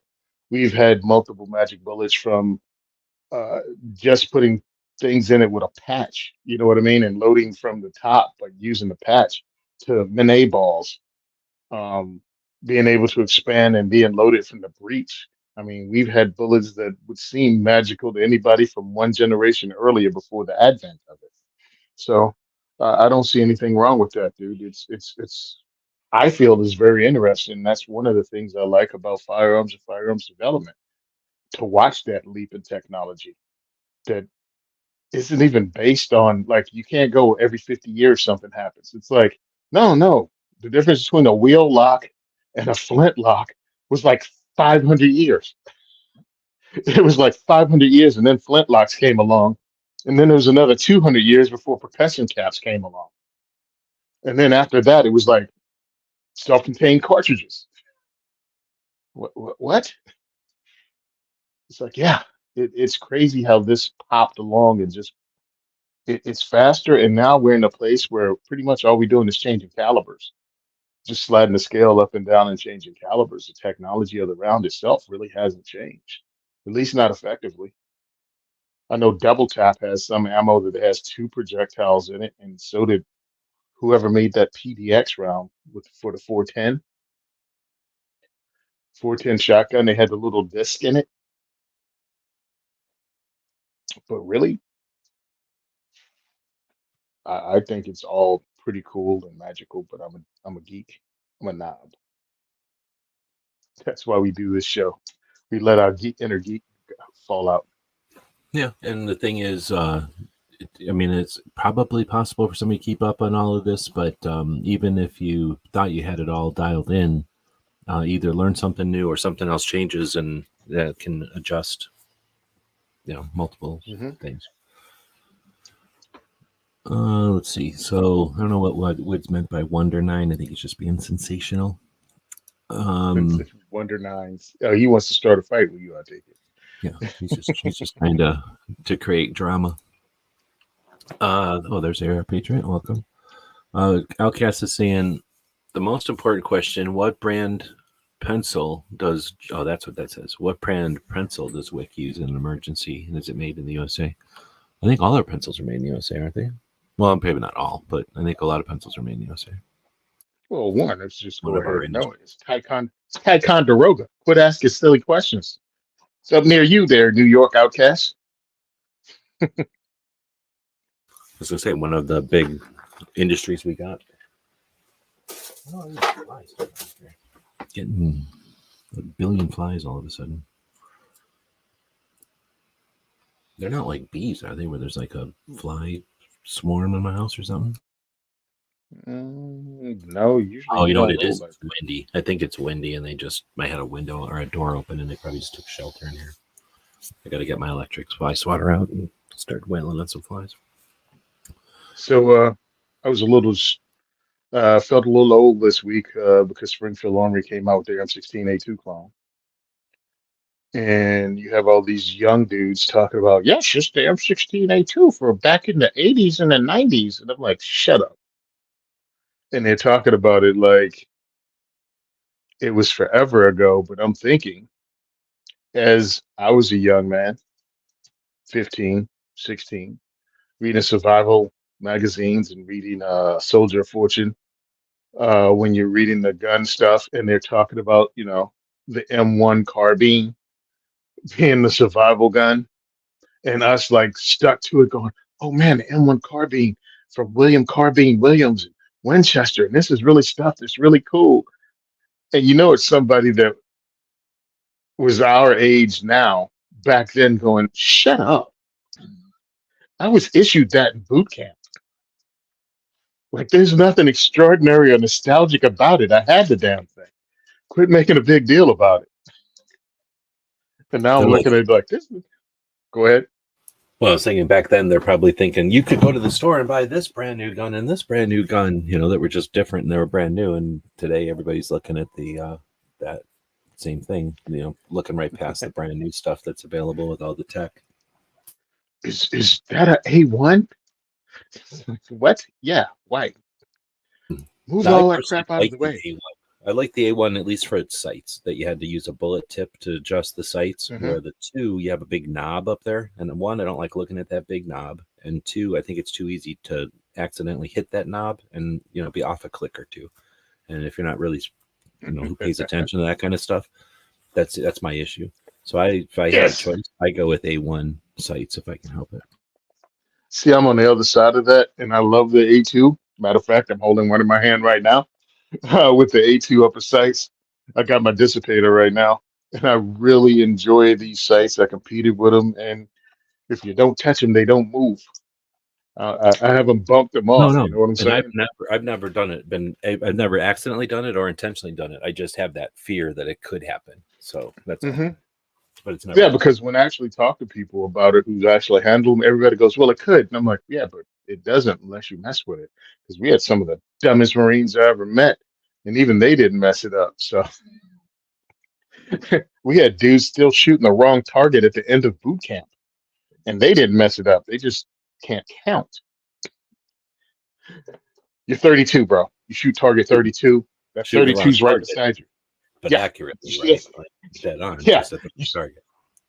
How in the hell are you 32 and you shoot target 25? Because remember, oh, did you guys pull butts? Did you guys work and pull the targets down, or was it all electronic when you Oh went fuck through? no, no, yeah. We had to go in whatever it was, platoons at a time, and you'd be Hmm. off one, somebody'd be shooting, and then somebody'd be down there. Actually, Yep. one person was walking down there. One troop was like walking down there because it was so far. And then I forgot how often you changed out. It was pretty fun though. I mean, there was no Oh, it was danger of definitely fun. ever, unless something hit like a nail or something, and then like the ricochet could happen. I guess technically, but I'd never seen it We happen. yeah, You were like we got behind the two berm. guys. It was nothing. We got two guys shot while I was there. Oh shit! Ours was a giant berm, and these targets were way the hell above us, so nowhere near Hmm. us. Yeah, they still managed to get shot. Oh yeah. Um, because I'm telling you, dude, I have 100% respect for the military, but I also have no doubt they're a bunch of idiots uh, in there. And one, it was just really, it's almost impossible to follow it's impossible to follow the rules and get hurt. They didn't follow the rules. Remember when you're in the bus, they had a shed on the other side of a yellow line. Do not cross the yellow line when there's firing going on. Under no circumstances do you cross the yellow line when there's firing going on. We will tell you when to cross the yellow line. These two assholes thought they'd run across the yellow line, grab new targets, and they'll be ready before anybody else. Well, they ran out there. A ricochet happened, nailed one through the arm and the other one through the shoulder. So of course they call ceasefire. I was on the line. I was one of the guys on the line when it went down. Ceasefire, ceasefire, ceasefire. Ambulance is coming on the way. Secure your weapons. Boom, boom, boom. What happened? So of course they had to call down. You know, you got the emergency in the pit. They had to stop the bleeding. They had to apply first aid. Then they had to call down, call the ambulance. Then they could tell us what was happening. So of course, typical Marines, we're all just waiting, like, what stupid thing happened now? And we find out that two guys got hit by one round. Funniest thing I ever heard. The very next sentence. Who did it? Because I think you should qualify as an expert if you shoot two dudes with one round and you can't even see Yeah, no shit. them. He shot his target and them two dudes, technically. Yeah. Yeah. Talk about John Wick before there was a John Wick. And I was like, and this is what I love about the Corps. And that's some of the stuff and sayings and happenings that you miss. And they try to trick you into signing back up and re-enlisting. Then you remember sometime it really sucked. But yeah, dude, that was the only time I saw people get hurt on the range because they did not follow the rules. And I think one of the few things as a firearms instructor that the military that I feel my military experience helped with stuff like that. When you see something that's stupid firsthand, you try to explain to people how important following the rules are, and you have an antidote to go with it that you actually lived through. Like And the thing that. is, it's not like people go, "Oh, I'm going to risk fate or I'm going to tempt fate." They just think that they're not at risk. Like they just don't. Mhm. They fail to understand there's actually risk because their whatever perception, their angle on it, and then it's not like many people are. I don't think everybody is reckless or everybody's just a dumb shit. They're Mm-mm. for whatever reason they just thought for a minute like, oh, whatever. I haven't seen a ricochet hit here all day. I'm just going to run out here, not Yeah. realizing that. What are the chances? What are the chances we'll get hit by? It's not the chance. It's not the chance. It's the risk, bro. So Yeah, so this M16A2, I have an M16A4 clone I built, and I have this dissipator that's supposed to be an M16A2, but I put an M16A1 buttstock on it because I felt the length of pull was kind of long on the A2. If you remember that, it's a Well, I'll little call it. long. So I don't care. But I don't. Yeah. I guess I can't say that. I can't remember shooting in the military because I've shot every other AR that I've ever shot with the Hmm. stock collapsed and my nose almost on the Yeah. charging handle, if not on the charging handle. Hmm. So back in the day when I was a kid, I don't know how the hell I was shooting that thing. Somehow, well, we were shooting with regular eyes, maybe with glasses on, I guess, but going through steel, whatever, iron sights. Uh, at 300 yards, we only had to shoot 300 yards, I think, but we were knocking down silhouettes at 300 yards with Hmm. our shoulders way the hell back there. So our eyes, I don't know, we probably chalked up on it or whatever, but nobody ever told us to put our nose on the charging handle back in the day. No, You were that's not. shooting like a regular rifle somewhere on the stock or whatever.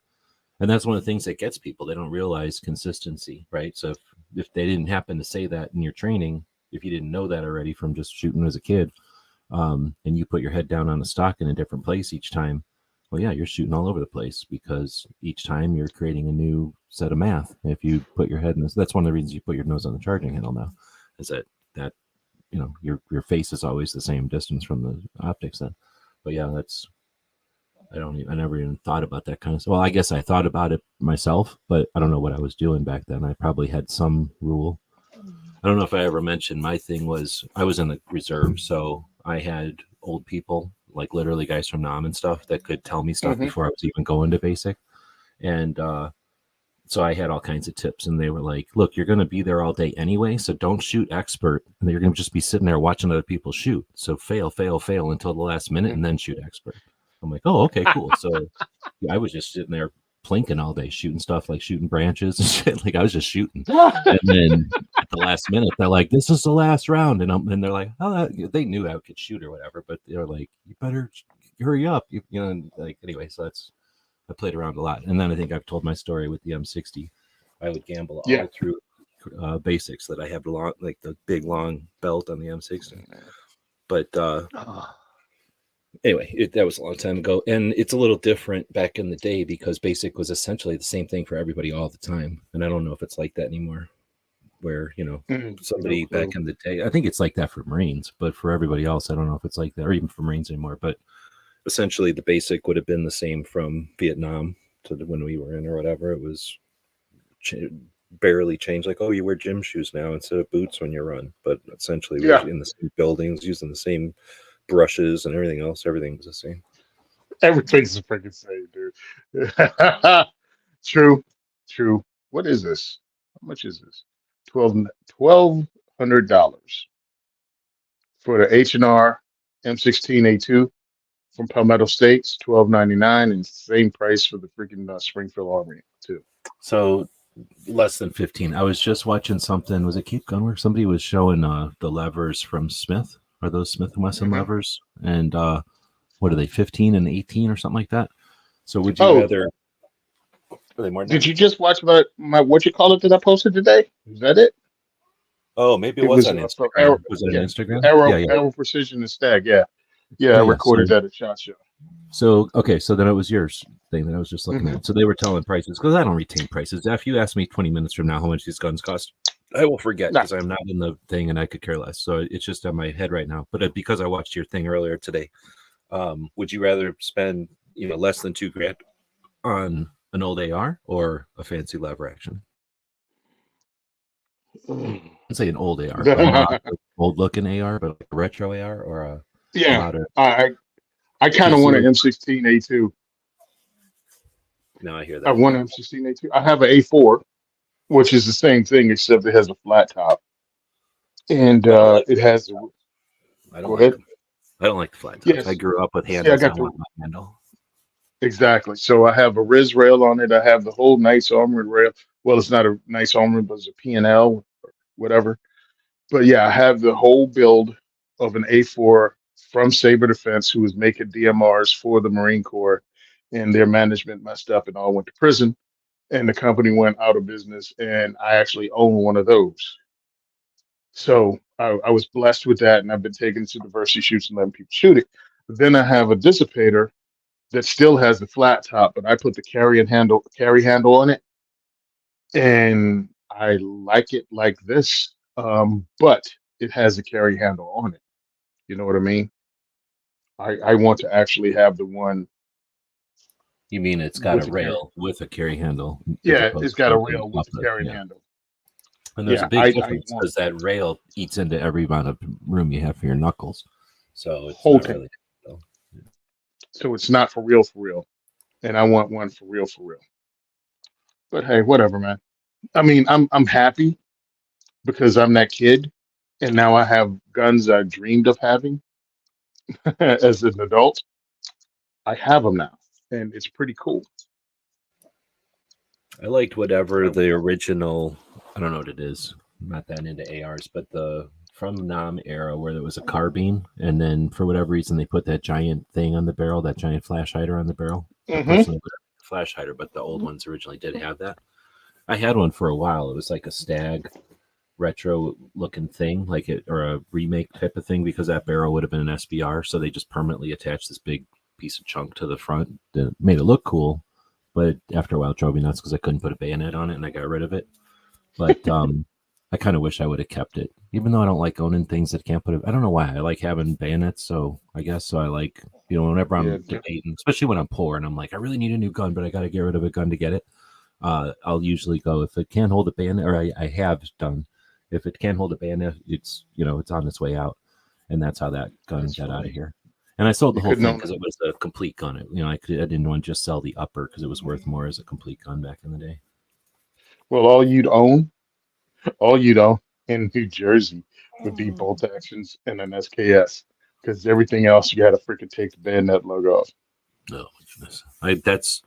I've lived under that type of regime before, but that's why I moved to Arizona. But I hmm forget about that, and that's one of the reasons I'm glad we do this show because it's very easy for people that aren't dealing with a boot on their neck to hmm forget about that, and just having these conversations is I'm glad you brought that up because it's a good splash in the face to remember that we're talking about stuff we take for granted, some things that some of us take for granted, for things that not everybody gets to participate in. And heck, half We stuff were we're actually talking about, Tony could participate in, but he can't own it and take it home. nope. I actually was talking to on our podcast, Gun and Gear Review podcast, years ago, and we had Zane on. Zane was a firearms instructor from Florida, younger dude. He was in the Marine Corps too, but decade after I was or more. And we'd be talking about firearms, and it's like, well, why would you even own a pistol caliber AR? Because it doesn't make sense. It's the same size as a rifle, yada yada yada yada yada. And I'm like, because if you live somewhere like I do, one, you're in an urban area, so the only place you can shoot is at an indoor range. Many indoor ranges won't let you shoot rifle calibers. So you have an AR with all the ergonomics, lightweight, adjustability, modularity, and you use it to shoot a pistol caliber. So now you can run it just like anything else, but you can shoot a pistol caliber. You can shoot in an indoor range regularly instead of buying something that's a rifle caliber and maybe going to shoot once a month or once every couple of months whenever you can do a 2.5 hour drive one way. You know what I mean? So yeah, everybody doesn't live in the same situation in the same place. And I think it's cool that we have this technology that you, myself, Clover, or whoever else is on, Woods and Outcast can all talk to each other and talk about different experiences in this whole Second Amendment community, firearms community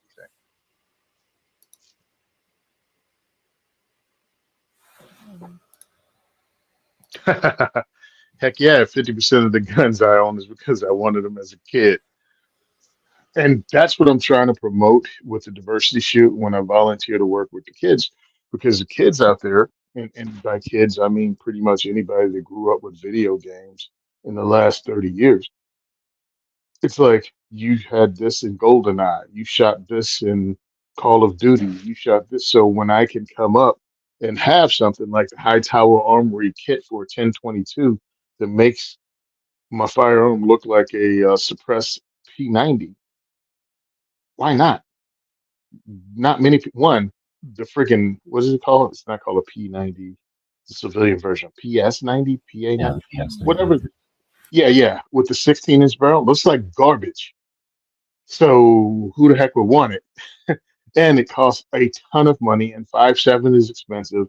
And then you'd have to buy the 50 round magazines, or you buy this $200 kit that you put on your Ruger 1022, and it looks a lot like it. The controls work like it, as far as safety and the trigger, and you just have fun shooting a 22 at the range. Doesn't make a lot of noise. If you're indoor or outdoor, you put a red dot on it, you put a flashlight on it. I have a laser on mine too, and you just have fun pretending at an indoor range. You're not blasting your eardrums out. You're not going broke. Great. That's also why I'm looking at trying to find 22 versions of 1911s, because it allows you to have this whole build out kit of toy gun, well, not toy guns, real firearms, but they look like the more expensive, heavier duty centerfire versions of the gun, and you can, and it's as long as it's dependable and reliable and goes bang every time you pull the trigger, you're gonna have a great time with it. Why not? There's nothing wrong with owning firearms because they're fun. Actually, there's something wrong when you can't handle that. There's people that don't own firearms for fun. Okay, you don't have to own nothing you don't want, but there's people that can't tolerate guns for fun, and that's messed up. It's detrimental to our momentum, essentially, because it's just taking time away from fights that we have to have. But anyway, here and there, Outcast had said earlier, I seen a couple of NDs, negligent discharges, in cleaning barrels, and one double feed on a range in the military. Like you said, many people are new to guns when joining. I'm trying to remember. I knew a couple of guys that, the dude that I don't know, you guys are different. Ours had a giant room and then a bunch of smaller rooms and then a couple of small rooms. And in the small rooms is where they stuck us. So me and a dude were in a, what do you call that? Like roommates in a room. And then there was like a bunch of rooms with 4 people. And then there was a room with like 16 people. So everybody had a different situation, right? When you're sitting around being bored, we had our own room. Everybody else, was in a room with a different number of people. So anyway, I got to know him real well, and less of the people in the other rooms or whatever of my platoon or whatever it was called. But I'm trying to remember anymore. Do you remember back that far ago how many people were like knew about guns or not? I'm gonna guess. Oh, knew about firearms? Never had picked up a gun. I'm thinking maybe most of them have never picked up a gun, and a couple of us were like totally familiar with guns. And I think it was pretty much black and white. Like it was either you'd never touched one or you knew everything about them. I didn't even know to ask that thing because my assumption was everybody grew up with firearms. And, Okay. I mean, that was I just an didn't assumption. ask as much as I think we like the guy that like the couple of guys I knew in basic came from Detroit. They were just totally different, right? Like they grew up in a city, I didn't, and they just had no experience doing all kinds of shit, and I had no experience with their kind of shit. So like we spent, how it is when you're a kid and you're away from home for the first time. You every minute you can, you're thinking, you're talking about all these different ways that we all grew up. So I learned that they never touched a gun. Essentially, I mean, I'm not saying they touched a gun. It's just they never went shooting. They never had practice. They didn't know how to shoot a gun accurately, that kind of shit. Like a lot of people had picked up a gun before, or maybe played with a fake gun or something.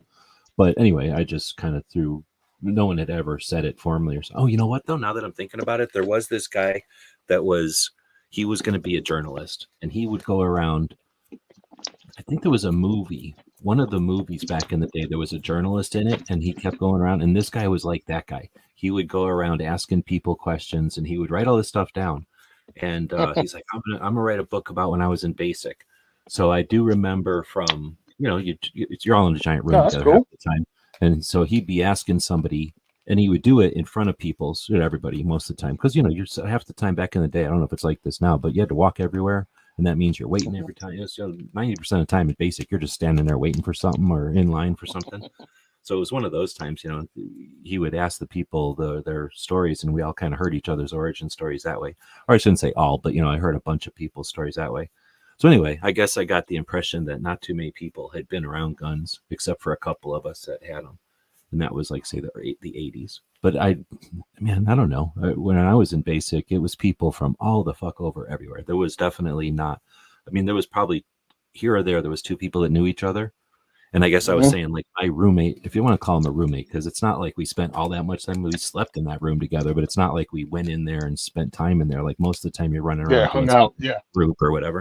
But because we were in that room, his friend from Detroit, they enlisted at the same time and everything. Like they were guaranteed to be together, and they went to the same unit and everything. So they just happened to come, they were hanging out all the time. So anyway, I knew that those guys, their stories or whatever, but anyhow, I never really thought about it until you were saying that so if you came from, or if you were in basic, well, the Marines are a little bit different too. Like our basic was, like I say, people from all the hell over everywhere. I'm trying to think. We were all young though. I don't think there was anybody old in our basic, but when I went to school after basic, then it was even crazier because it was people from all over, and all these old people came, because when I was in basic, we were all like 18 or whatever, or because I was young, but we were all like new recruits. But when you get into schools, it's different because people fail and do other things and change jobs and stuff. So they have to go back to school. And so you can have like a 35-year-old hanging out with you in a school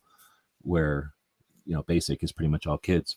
But in the Marines, is it like a bunch of people from wherever you're Virginia go to the basic together, or whatever you call it, boot together? No. Okay. Oh, hell no. Oh, no. Hold on. Okay, so we went to MEPS, obviously, and that's in Richmond. And then we took the train from Richmond down to Charlottesville. And then we took a bus from Charlottesville to the base in the middle of the night, just like in the movies. Get off my fucking bus, get on Yellow Footsteps.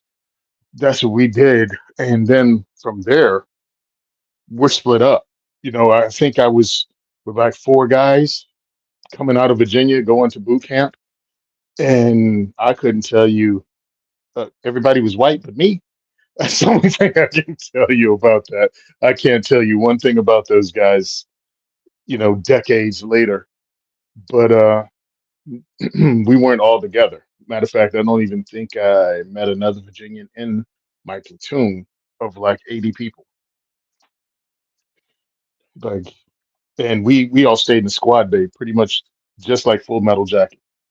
Matter of fact, everything about Full Metal Jacket squad bay was us. Bathrooms, everything. Yeah, Except they take pride in not changing your shit.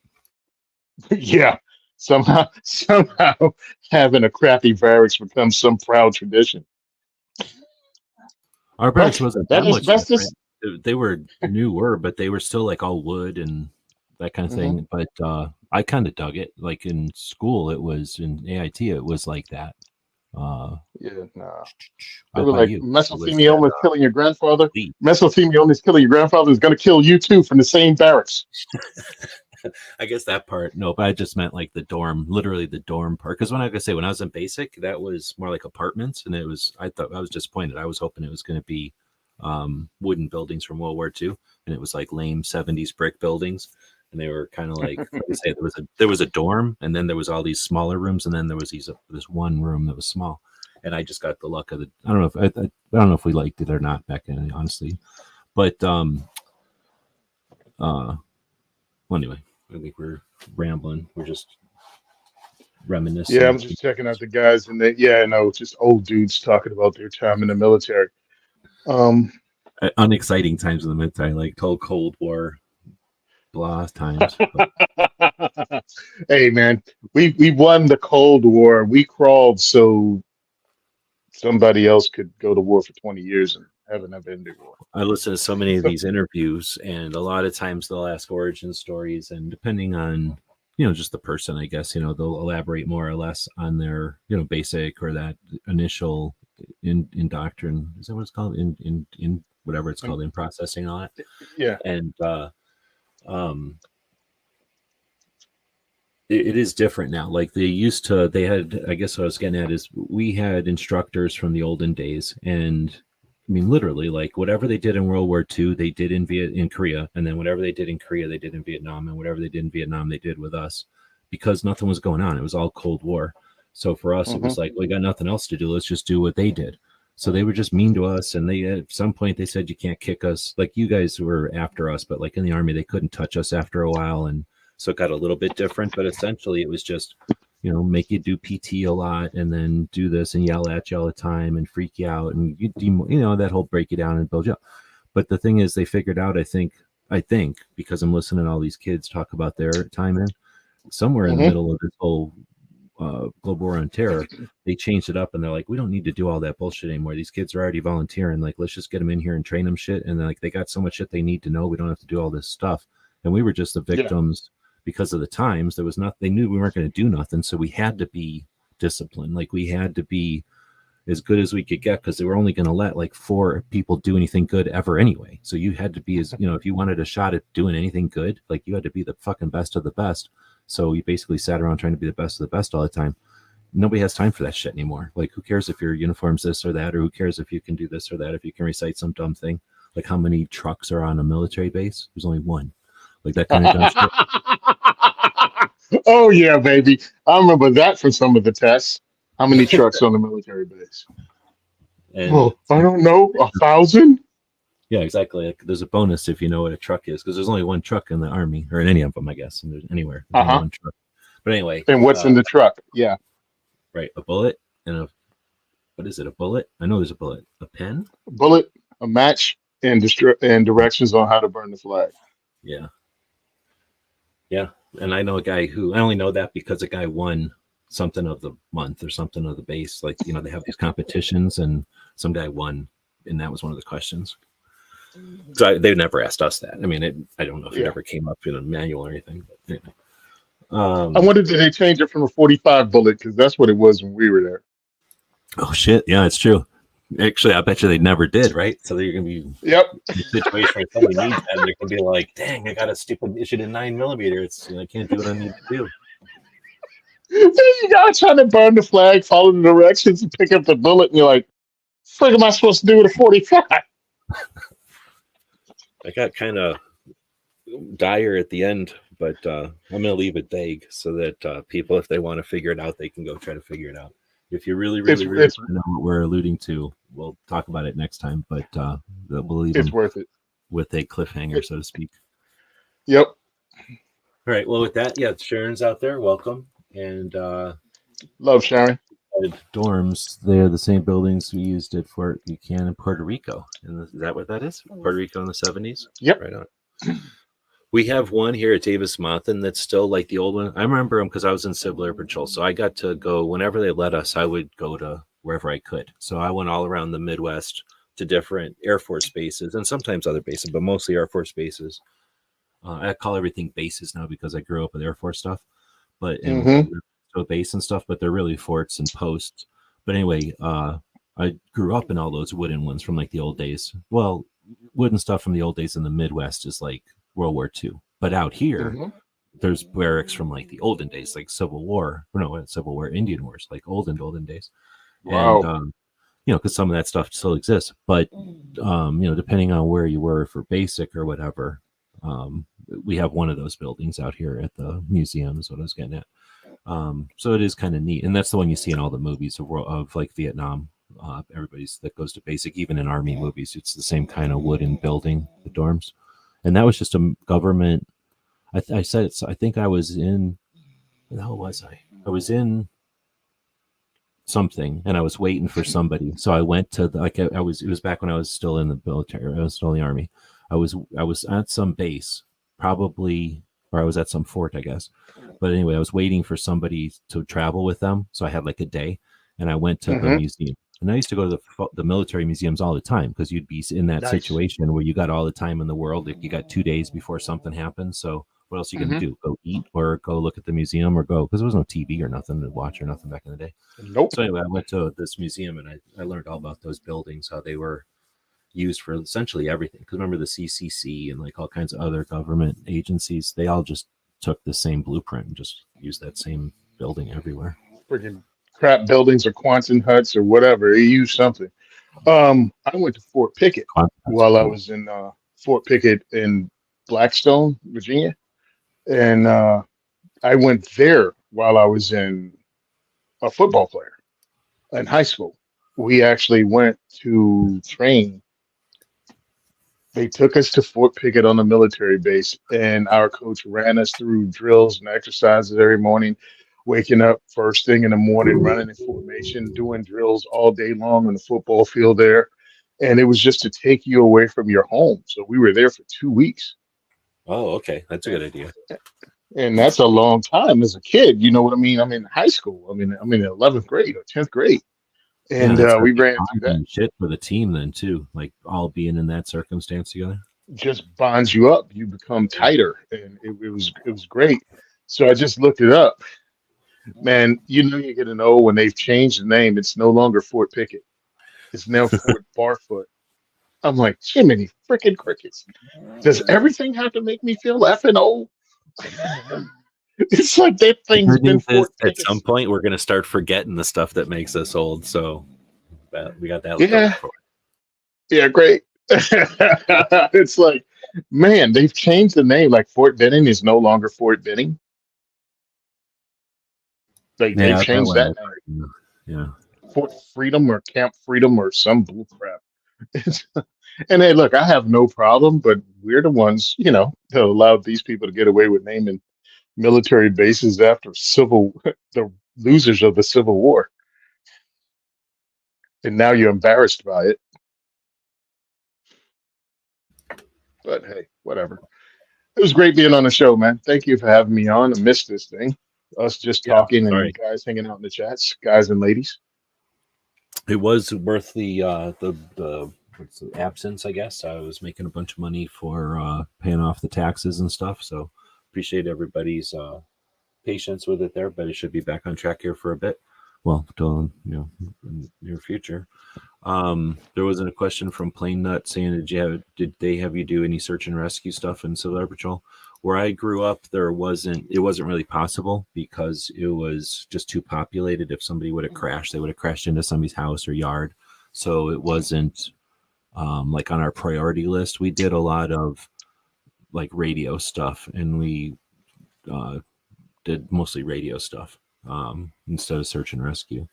And if essentially set up instead of search and rescue, I guess emergency stuff. So we would go out and set up and be like the assistants to people who were getting stuff done, but we never trained to get anything done. As soon as I moved out here to Arizona, I was still young enough to be potentially like an adult. Well, I guess anybody can be an adult in Civil Air Patrol, but I was still like aware of Civil Air Patrol enough to pay attention. And I looked around, and they like really did like they actually participated in searches out here, because you can imagine in the middle of nowhere, somebody crashes, they need all hands on deck.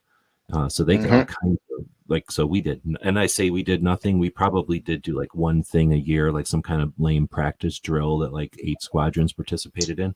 But out here, like they don't need practice because they're doing it for real. So Civil Air Patrol is super neat. I guess I could have thought about it back in the day, but what could I have done? I lived where I lived. But they definitely like are regional, like whatever. We happened to be by a bunch of big airports, so we did a lot of flights on Air Force planes. Somebody who wasn't near a big airport would have not been able to do that, and I knew that was a difference, right? So obviously somebody by the water was probably doing all kinds of water rescue or reconnaissance or something, like, that we just didn't have that option. But anyway, yeah. And then, the other thing is we had military vehicles. The adults that ran it, were they just happened to own a bunch, like an ambulance and a bunch of deuce and a halves and a 5-ton. So we just That had had to all be these cool. vehicles, and they let me drive them. They let us drive them all the time. And so it was awesome. We just had a lot of fun. Like say, we would drive out and set up a giant MASH tent with all the radios and stuff, and then run around playing Army, essentially. You know what's great? It's because we grew up when we grew up, and we had things like G.I. Joe and even the old TV shows like Combat Rat Patrol. that being in the military had us geeked up. I'm sitting here like jealous because I couldn't be in Civil Air Patrol, but I did join Junior ROTC immediately. And like anything I could do to be there, any extracurricular activities because it was military associated. So I just have to laugh because they've tried to remove all of that from schools, and then they wonder how they're having a recruitment problem in the military. I'm like, because you've created it. You've created it by not celebrating uh, the martial aspect of American culture. You've Right. demonized it. You've made it bad. You've gotten rid of it all. I'm like, that's why we end up here. Like, you got rid of all the cool toys. You know what I mean? G.I. Joe didn't have guns that look like guns anymore. You got rid of all the military shows and made them thinking dramas instead of just shoot 'em ups and having fun. It's like, All right. nah, Well, we got you've 15 killed it. minutes till the top of the hour. So if you're game, I'm going to Yep, throw a question out there. We got a bunch of people go watching, ahead. and since we're over in this neck of the woods, I'm going to take it. Just throw a different one out there, because I'm not sure how I would answer this one yet. And I'm going to listen to your answer, and then I'll see if I can even throw anything out there other than the question. But I've been listening to Team House, and that one guy on there is the guy who's the Green Beret on Team House, Jack something. Hmm. Hmm. Um, he's pretty liberal, and he says some weird liberalish type of shit sometimes, and I'm like, what? Because he's not pro 2A like I am, like he's or like you Hmm. are, like he's a different type of pro 2A, which I but everybody's allowed to be their own way 2A, right? But and he's seen some shit that I can't even imagine, so he can have whatever opinions he wants. They're just different than mine. So, but that is the guy that I'm thinking of when I ask this one, because he's so open-minded, and I don't think it's in like a fantasy way. I think he's just open-minded. I consider it open-minded in his, yeah, Jack Carr, thanks. Open-minded in kind of a pragmatic way. Anyway, here's my question.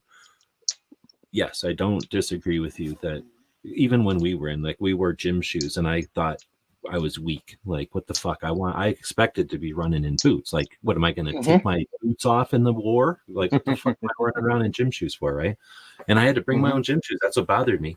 I'm like, I don't know nothing about gym shoes. Like, I buy whatever the minimum is for school, and then I wear boots Hmm. all the time. And then they're like, bring your own gym shoes. So I went and bought shitty gym shoes because I don't know shit about gym shoes. And then we called them gym shoes back in the day. And aside from like, British Knights or Nike or whatever, like, I didn't know if you're supposed to buy running shoes or any of that, and I didn't bother to find out either. So I just bought whatever and then destroyed my feet, Uh-huh. essentially, because the shoes were shitty. But anyway, Yep. but still, we were wimpy compared to everybody else who ever went through basic ever in their boots, doing all the running and everything else in their boots. And here's the other thing: if you don't have to run around and do PT in your boots, then your boots look freaking awesome all the time. So we didn't even have to hardly polish our boots because we're wearing shoes anytime we felt like it. It was like total easy route of going through basic, and it shouldn't be easy, right? Anyway, that said, so every generation is going to go. They got it easy. So with trying to factor that out, because that's hard to factor out.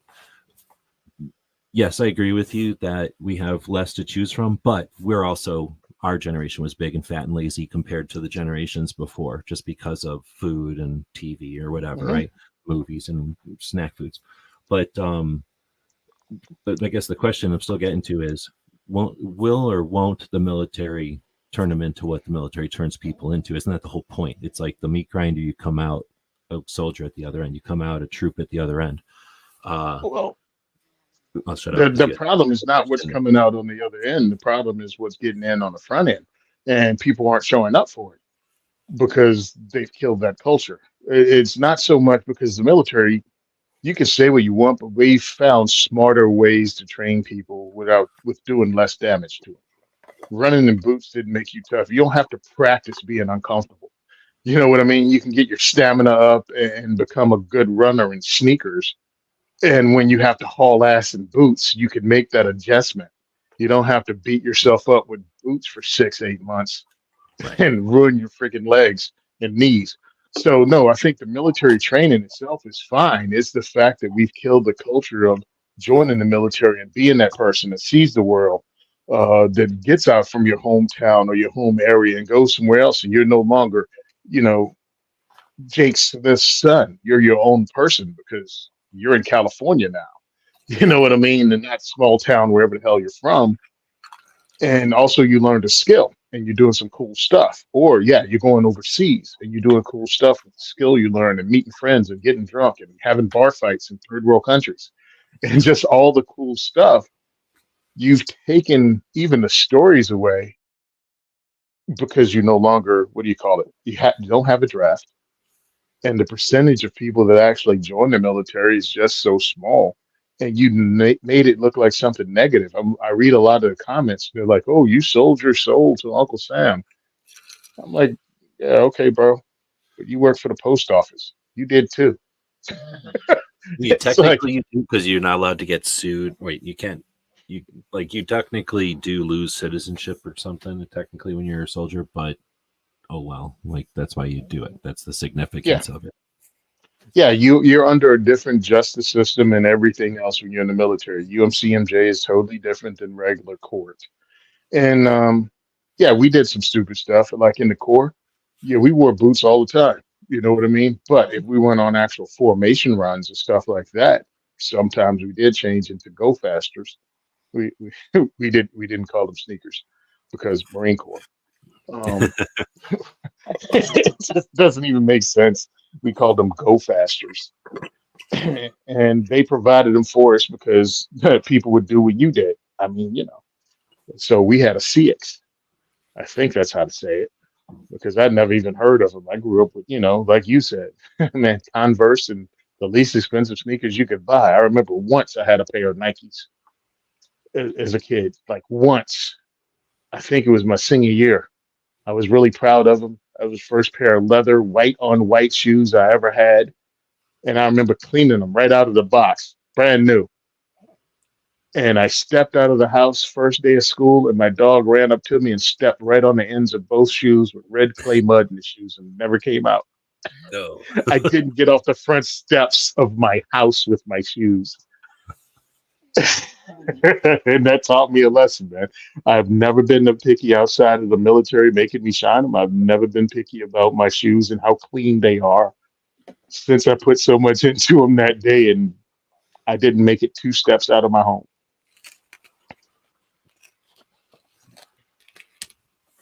Yeah, I only ever bought one, or bothered people to buy me one nice pair of shoes. I can't remember what brand I liked or whatever, but essentially same thing. Like this was a waste of time. Waste all this time, favors, and money and effort to try to get these shoes, and then just like all shoes, they eventually just turn into whatever you're Shoes. wearing into puddles and stuff. Yeah.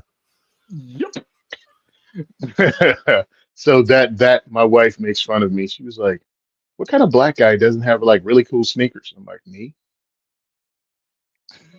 If that's the stereotype you're looking for, you married the wrong dude. But I hear what you're Plus, saying. I think that if we had something, and maybe that's what they tried to do with some of this foreign bullshit, is try to get people some patriotism. Obviously, it didn't work; it backfired, if anything. But hmm without getting into all that, um, if there was something that called people in, I think what we'd end up with is, honestly, that makes you. If you, I was just going to say, we would end up with a bunch of, hey, don't do that. We get kicked off. They Oh, kick you fuck. off alive doing that. Woo. They what do you call it? They when 9/11 when 9/11 happened, it brought a bunch of people in to the military. hmm But like you're saying, they I don't want to say there was, if you were in shape when 9/11 happened, then good to go. If you weren't, you could probably still enlist as long as you weren't outside the parameters, and hmm get in and get yourself in shape. But then certainly anybody after, they could have started working towards getting in shape, and then so it's not quite what you're talking about now, where physically people aren't ready, and then hmm mentally or whatever, not motivationally, people aren't there. Like they don't see the reason. But I guess what I'm getting at is I think the machine is still effective if there was a motivation that got people to join. But yeah, I have no idea what that might be, or if we need it, or any of that stuff. But I definitely see what you're saying. I guess I was asking a question different than what you were kind of talking about, the motivation. I was thinking more of like, Oh, that it's sort of like, the theory's there.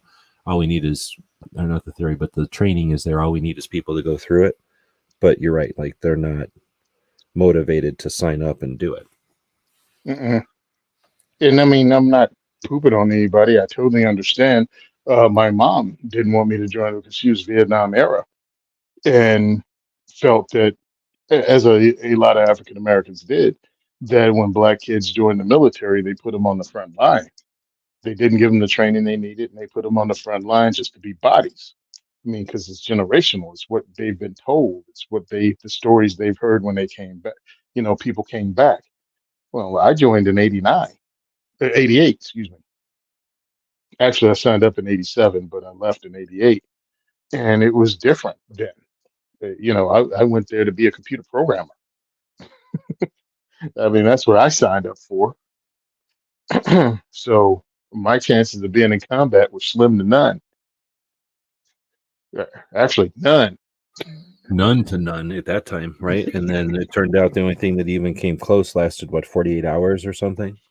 Well, that was the thing. It was the buildup. Now, when I got stationed in Japan first, right out of boot camp, but uh, so I was in Japan already when the Gulf War broke out.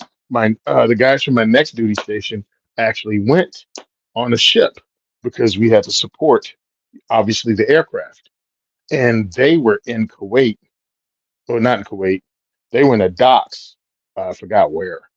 The ship dock. They worked off the ship, but they had to actually physically guard the ship. And one of my coworkers, one of my fellow Marines, almost blasted a civilian contractor that went out, got drunk, and refused to show his ID coming back on the ship. So that was as close as any of us computer operators got to using a firearm. And also, they had the Scud missiles and the gas attacks that they thought were going to happen. So everybody was walking around in Mount Level 4. So, yeah. So the Gulf War happened while I was in. Panama happened while I was in. And, as a young Marine, you got frustrated because it's like, wait a minute, two damn wars got kicked off. I mean, you know what I mean? Two military actions kicked off, and I was nowhere near either one of them. Well, and we'd seen things go from World War to, what do they call it, police action to another police action, and then like 48 hours, 3 days. We expected wars to, or we expected not wars, but anything with military involvement to be hours long. We figured with our Yeah. superiority, we were just going to be just the tip of the spear, got to ever touch anything. Yeah, Grenada. Or that We went to it would be Grenada. that way going forward is what we anticipated, or what was sort of the, I don't know, the Because perception. because as we were in, I mean, I joined again in '87. I went to boot camp in '88, and the entire world changed by 1990. Like the Soviet Union fell apart. Warsaw Pact was no more. We won the Cold War. Now, what do we do? Well, we have things that lasted days or hours. We went to Haiti, and then we left Haiti. We went to Panama, and Panama was over. We went to, it's like, well, frick, is this what it's going to be like? So I got the hell out. Kind of glad I And did. the day to day was drug war stuff, so it looked like endless. Let's figure out ways to employ different units to be advisors to do drug war stuff. So it Uh-huh. was either that or facilitating that or supporting that. So that was the anyway the I could say the perception of what the future would have been. But no one knew Yep. that 2000 that would all change pretty abruptly. But that was essentially what the 90s were like. Outcasts talk about how they change your plans.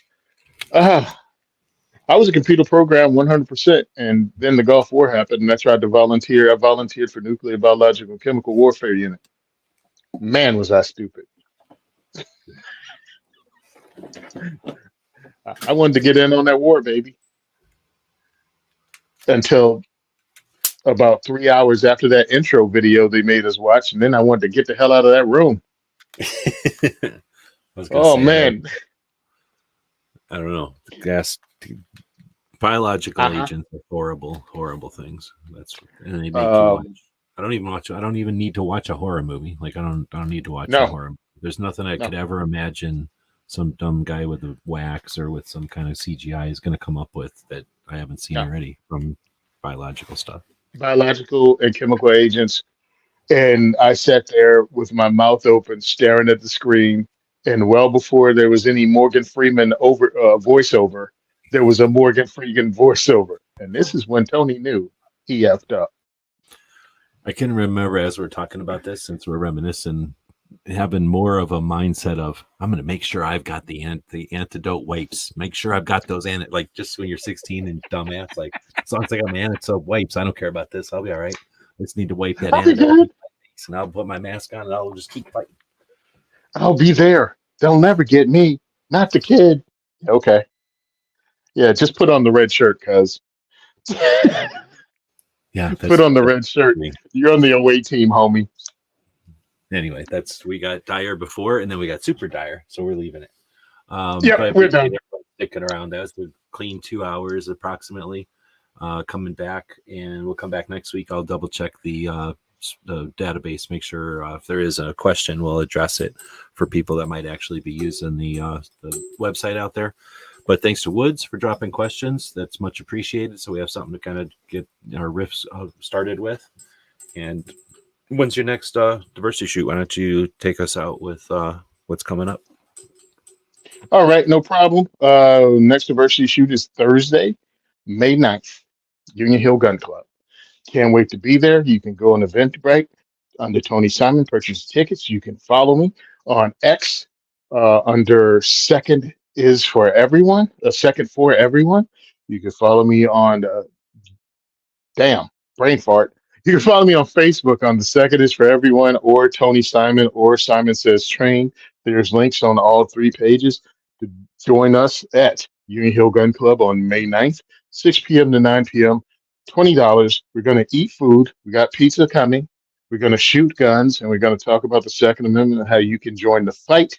And we welcome all people, regardless of race, religion, gender, socioeconomic status, or political background, because this is a human right that's not going to be saved by one group of people. It's going to take all of we, the people, to win this fight. And I can't wait to see you.